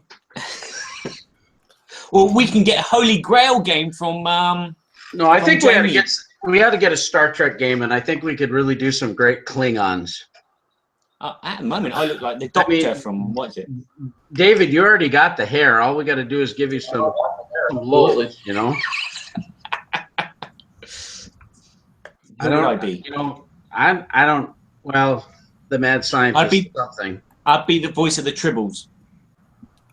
What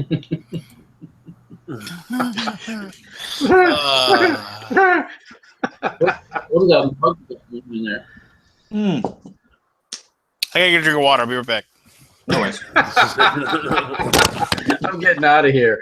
And now for a commercial break. Cyclade, it's everything you need. Puts hair on your face. No, seriously, you could really do it. We could really do something like Gale Force's 9, Ascendancy or something like that. Yeah, or Mage Knight in Disguise. What's it called? Star Trek. What you call it? Captains. Captains. Yeah, I like that title. Frontiers. Star Trek's what you call it. you want to play Star Trek What-You-Call-It? Okay, can I be What-You-Call-It? But Well, I mean, how can we play a game like this? I'm a doctor, Jim. I'm not a bricklayer. Arr. But the Arr. maybe Star Trek Captains, there really weren't any good Star Trek board games, so it really did just become Star Trek whatever, because they all kind of sucked. Have you played Ascendancy yet? I have not.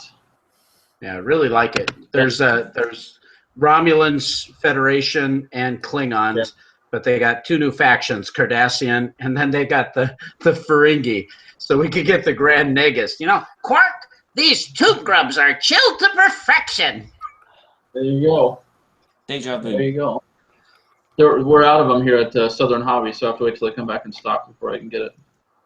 That's a point. Is Star Trek Panic going to be at Essen? If so, that's what I'm going to get. I believe it is. I don't know if Fireside's going to be there or not, but that is a fun game. I don't think they are, no. But I heard it was really good. I heard the miniature was pretty cool, the way the damage goes on the actual build, on the Enterprise. It is. It plays better than any of the other versions of Panic, I think. I really enjoyed it. Good. Good. Maybe I'll replace mine. Yeah. No, I mean, I was kind of hoping they'd send it to me because they just sent me games for some of the other stuff, but I don't know if they're handling that or if it's just USAopoly that's handling that. Yeah. Yeah, at Gen Con, it was Fireside Games, wasn't it? Oh, it was USAopoly that was selling them. Fireside had a copy to show off, but you had to buy it at the other booth. So, at least from what I remember. Maybe that was Origins. Or maybe that was Gamma. Yeah, I'm forgetting. I was thinking it was Fireside, but you might be right. I think you are right, actually. I think they basically just licensed the game from Fireside and painted, Star Trek on it. So, but anyway, it's worth it. It's definitely a cool game. Okay. Get to play Tribbles. I'll have royal fun. I will have, Berkey. There you go. Kid posted about the Shadows over Camelot. We actually did turn that into the Holy Grail. We themed the whole thing. The Holy Grail. Yeah. So it turned out really, really cool, actually. What did you use for the Black Knight? Oh crap! I don't know. We haven't pulled it out for a couple of years. I don't remember, but they took my copy and they pimped it out. He takes everything and he just pimps it out really, really cool. But he took that, and I remember he had little taxis or police cars. I can't remember.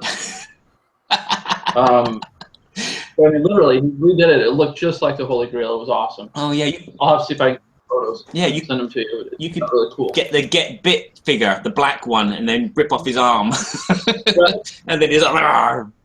Might have used the Lego for that. I'm not really sure, but yeah, that was a lot of fun. It sounds like it. And that's kind of like that. I don't know which one it is. It's one of the Hobbit games. That's a long, thin border where when you have to go down the trail. And at the very end, he built this huge Mount Doom that actually erupts and does all this stuff. And he brings all that crap out at our convention here, and people go nuts for it. He's crazy like that. Well, that sounds interesting, though. Sounds interesting. I don't know how you have enough time to do all that. Very interesting. Very, very interesting for a chartered accountant. Yes. What's your favorite Python sketch? The Life of Brian. Like the whole thing? The whole thing. It is, for me, it's so accurate. Sorry, Kevin. I know you're a devoted Christian, but yeah, for me, you said accurate. You just said accurate. Last time I said there wasn't ACCREATE, yeah. and I think it is and Christian. What? Je suis désolé, c'est mon français qui est croché dans ma langue. Donc, yeah, it's very accurate. I can't say it. An accurate. Accurate. Are you French? I thought you were English. Are you French or English? I'm English. So why can't you invented the language? Why can't you speak it? I lose it. it's surprising. You'd start a sentence and all of a sudden a French word would come out of your mouth, or you'll find a word which you need to pronounce very, very slowly because the pronunciation has to be. I even did that wrong. Pronunciation. Okay. I mix everything up in my head. I am a screwball cyclade of milkshake in my head. It's Cyclades. Lance already said it. And you're not even. It's Cyclades. Cyclades. Cyclades. Yes. So this is this is my leather mug I picked up at the Renaissance Fair. Oh, at the Ren Fair. Ooh. At the Ren Fair, yes. So nice. It's the dragon and flagon too. It's late at night and you've got a good mug of ale. It's a dragon and flagon. No, I mean, well, what I like the big butts in the life of Brian. I enjoyed the whole like when the big line and they're like crucifixion, all right, crucifixion, and the guy goes, pardon, what, pardon? Oh, off with you then. No, it's crucifixion. No, get out of here. They throw the guy out. No, I want to be crucified. Oh, shut up, big nose. Yeah, I can't hear what he's saying. The whole Jehovah thing was good as well. Classics. Yes, good moments. But no, I mean, non-movie then, like on the show. On the show. Oh God. I know there was one sketch I tried to remember. It was John Cleese. He was a play critic critiquing a play about the last train out of somewhere, the last train from Epsom at 11:15. When it wasn't actually the 11:15, it was actually the 12:15 that he was talking about. I tried to memorize that. That was quite popular for me for a while. I don't know why. It's a very obscure sketch. Yeah, I vaguely remember that just because I remember they had a book that was called like All the Words or whatever, and it was like literally they wrote down all the scripts of all the sketches of all the shows of Monty Python. Yeah, and it was double-sided, so you'd have season 1 on one side and season 2 on the other side. Yeah, it was a good little book. I've always been a fan of the argument sketch. I always thought that was really well done. Mm-hmm. It's like, well, if I argue, I must take up a contrary position. Well, that isn't just saying, no, it isn't. Yes, it is. No, it isn't. Yes, it is. That's not what I came here to argue about. Yeah. That was good. Time up. No, it's not. Yeah. It's like, thank you. That was never just 5 minutes ago. Yes, it was. No, it wasn't. Yes, it was. I can't. Yeah. Oh, that was good stuff. Yeah. And then, of course, the first story goes into it's just guy yelling at him, "You malodorous pervert!" It's like, I came here for an argument. Oh, I'm sorry. This is abuse.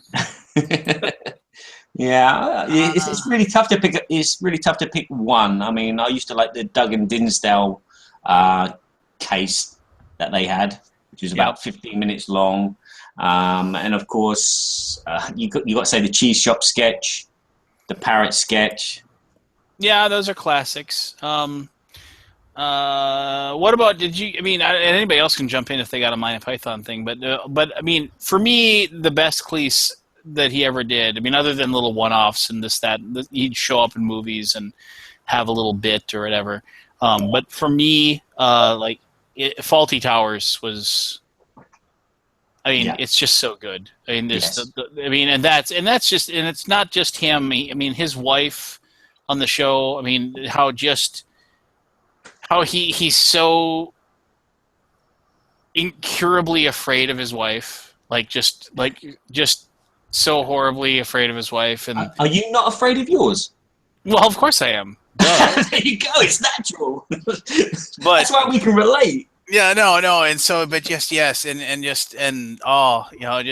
the one with the rat and the one with the Germans. Oh man, classics. So good. And no, if you haven't watched Faulty Towers, and I apologize to the people, but you like that British humor or whatever, it's Faulty Towers is so good. And the cool thing about Faulty Towers is, like, if you actually read about it, they like took years off in the middle. Like they had seasons and they kind of got canceled, and like it was like 2 or 3 or 4 years later, they came back and did it again. And in the meantime, hadn't like Cleese and his wife separated? Yeah. Like, in the meantime, but they came back and did the show anyway together. Mm-hmm. You know, and just like so, it was like a fairly amicable parting of ways. I think it was a conscious decision from John Cleese to write some good shows and not just do like a whole series like 24 episodes. It was a case of, I want to write a show, and when it's ready, I'll do it, and then I'll write this show, and then I'll do it. And I think that pays off because every episode is a classic episode. You can't pick one out from the others. Every one of them escalates to a farcical kind of chase where Basil is running around and immediately, you know, he's criticizing people, but then people criticize him, and then it's like, the joke's on him, and it's excellent fun. Yep, Connie Booth, who played Polly, the waitress, the waitress, and like kind of hotel staff and whatever. They were married in 1975, and then in 1979 when they came back to do it again, they were divorced. And there was only 12 episodes. That's the crazy thing about that show. It was so good, and they only did 12 episodes of it. And that's what's good about it. It's polished. It's not just rushed out. Or we need to get. It's like I'm watching Supernatural season 6 at the moment, and some of the episodes feel so. Let's put a story in here about this, and it's like, oh God, why didn't you just play on the arc? But no. It's yeah. And the character I loved, and like I loved the major. The major, basically the permanent resident of the place. Yeah. And just how just completely out of touch he is, but like still just he's actually like just What money, Faulty? I don't remember. Oh, the horse? You're talking about the horse? Dragonfly. That's it, Faulty. I've got your money. and then he's the only guy that Basil actually liked.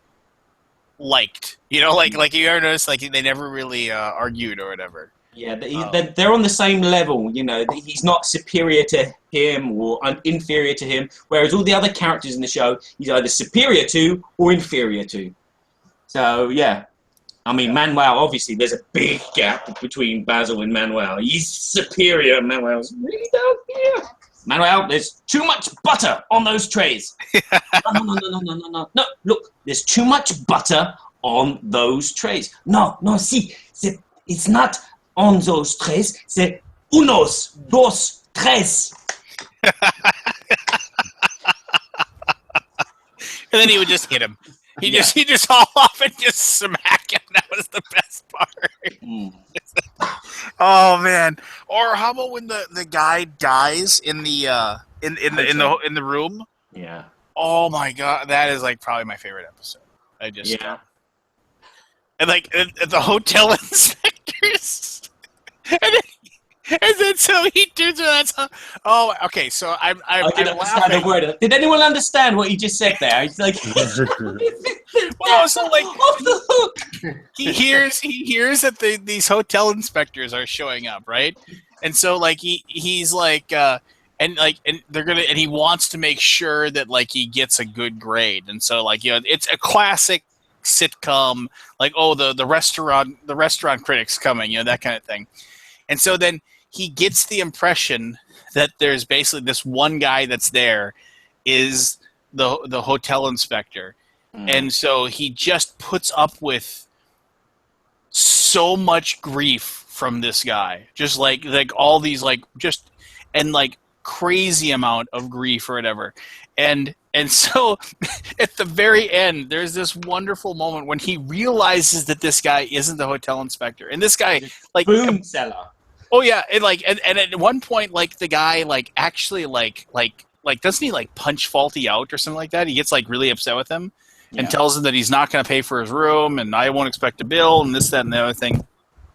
And so they show up at the very end, and he Manuel follows him, and he walks up, he taps him on the shoulder. Doesn't he like shove one pie in his face, one in his crotch, and then he takes the bag and he holds it open, and Manuel pours a whole pitcher of milk into his bag, and then he hands him back the bag and he shoves him out the door, and he's so pleased with himself, and he walks back and he kind of like goes like this, and then there's these two guys watching him do that, and he goes, "And how can I help you two find jobs?" Oh!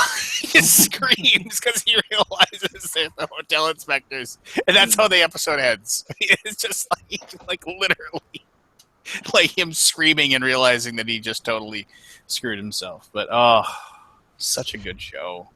It is. I'm gonna go and watch it, I think. Yeah, I have it on Blu-ray now. I'm like thinking I got to go watch it.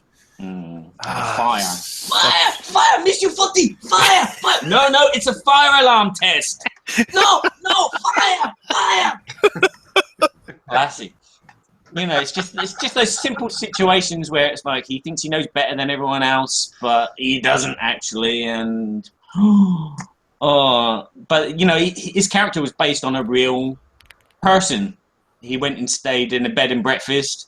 And this hotel owner who was so pissed off with people getting one up on him and thinking that they have rights, he would just answer them back in a cold, well, sod you, No, the milk's not ready. No, you have it when it's ready. So Basil Fawlty is a kind of real person. And again, working in retail after many, many years, I started to feel like that as well. I was like talking behind people's back. No, Sybil. If you don't like those jeans, you can shove them up your... Yes, sir. Yes, those jeans look good on you, sir. Yes. They are well worth £50. No, they're not. Just hurry up and get out. That's why I won't go back to retail. It's like, they're not too short for me. Oh, this one has a hole in it. Yes, that's where you put your body in. Can I get a reduction? Okay, I'll knock 5p off. 5p? Oh, I won't have it then.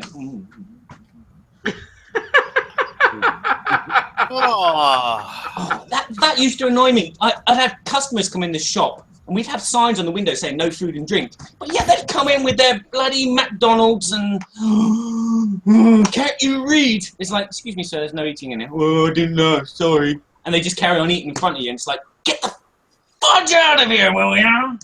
Oh, or they'd come along and they'd sit on your display thinking it is a chair. You've got this nice display of jeans and T-shirts, Ralph Lauren and Lacoste or something.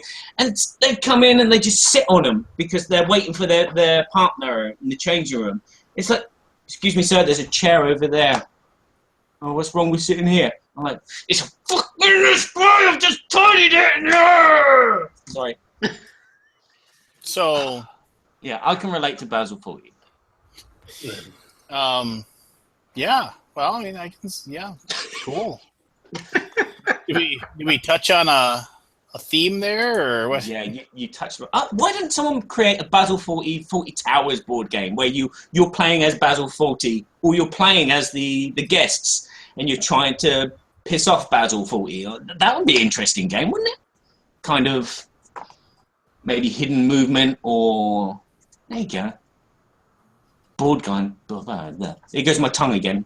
I meant to say board game, but it said board gun. I'm gonna need some cyclade. I'm gonna have to go, gentlemen.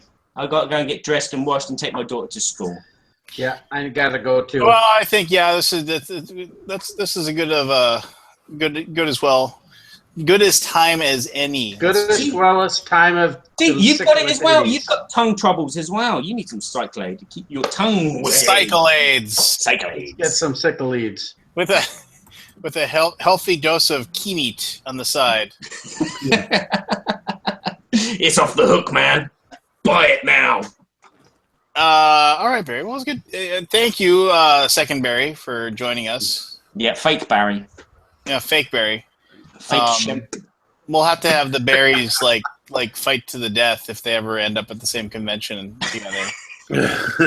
Give them some of those. Give them one of those what are those Klingon whatever that stupid blade thing that they use to fight with. I forget what it was called. Bathleth. They'll each get a Bathleth and have a Bathleth battle to the death. Yeah, that would be annoying. Hey, Barry, come over here. I've got a free game for you. And my head would turn and it would actually be Mr. Reynolds there. Oh. But all right, as always, thank you everybody for taking the time to listen in. Thank you as always for watching after the fact. Go back Chimera Station, and if you've already backed it, back it again. Yeah. Is that just 2 days left on that? Yeah, about 48 hours. So yeah, we're it's funded. We're gonna and it's we'll probably hit 80K. We're thinking at the very end, which it's obviously didn't do as well as Yokohama, but we think it's a very, very solid game, and it's one of those games that once it hits retail, we think it's gonna be one of those that kind of a sleeper hit, if you will. So. What's extra deluxe about it going on Kickstarter? You get metal coins. The stuff that's going to be cardboard in the non-deluxe will be wood. There's maybe more wooden pieces and things like that. You can all check that out in the old Kickstarter page if that interests you. So, yeah. Good stuff. And sorry to everybody for starting late. Like I said, it was my son's birthday party today, so we got rolling a little late. But yeah, where was Anthony tonight? I didn't start rolling at 9, and Anthony's one of those persnickety people. So if it doesn't really start up at the right time, then I'm sure he just found something else to do. Maybe he fell asleep on the couch. I saw something on his Facebook about a piano or something. Something was going on there. He might have had family obligations. That's fine. I understand. Things happen. But fell on his head. There you go. Hey, better than a load of 2x4s fall on your head while you're fixing a fence. That happened to me just a few days ago. That was great. Let me tell you. You need skills. Yeah. no, like literally, we built a fence like years ago, and then so we're rebuilding the fence in our backyard, and we're taking out a panel, and you put up the 2x4s, and then you just put on the boards, and so my wife and I were back there on Sunday, and of course I was putting one of the 2x4s on, and then I was helping her with it, and then she kind of I don't know, and I was dumb, and I put the other 2x4s. I had them resting up against a panel that was still up, and something got jostled, and they all fell down and hit me square in the top of the head. So, yeah, that was great. Let me tell you, that was just but I didn't. Hey, whatever doesn't kill you. You got through the concussion protocol and everything. Yeah, she said, "Get your ass up. Let's get this stuff done." While the weather's still nice, and so I soldiered through. So, there you go. All right. David Lowry, quick. Did you like the B5 game? I haven't played it yet. He hasn't played it yet. I haven't played it. Why did I repeat they didn't hear your answer? That was really dumb of me. All right. Good night, everybody. Stay vertical. Good night. So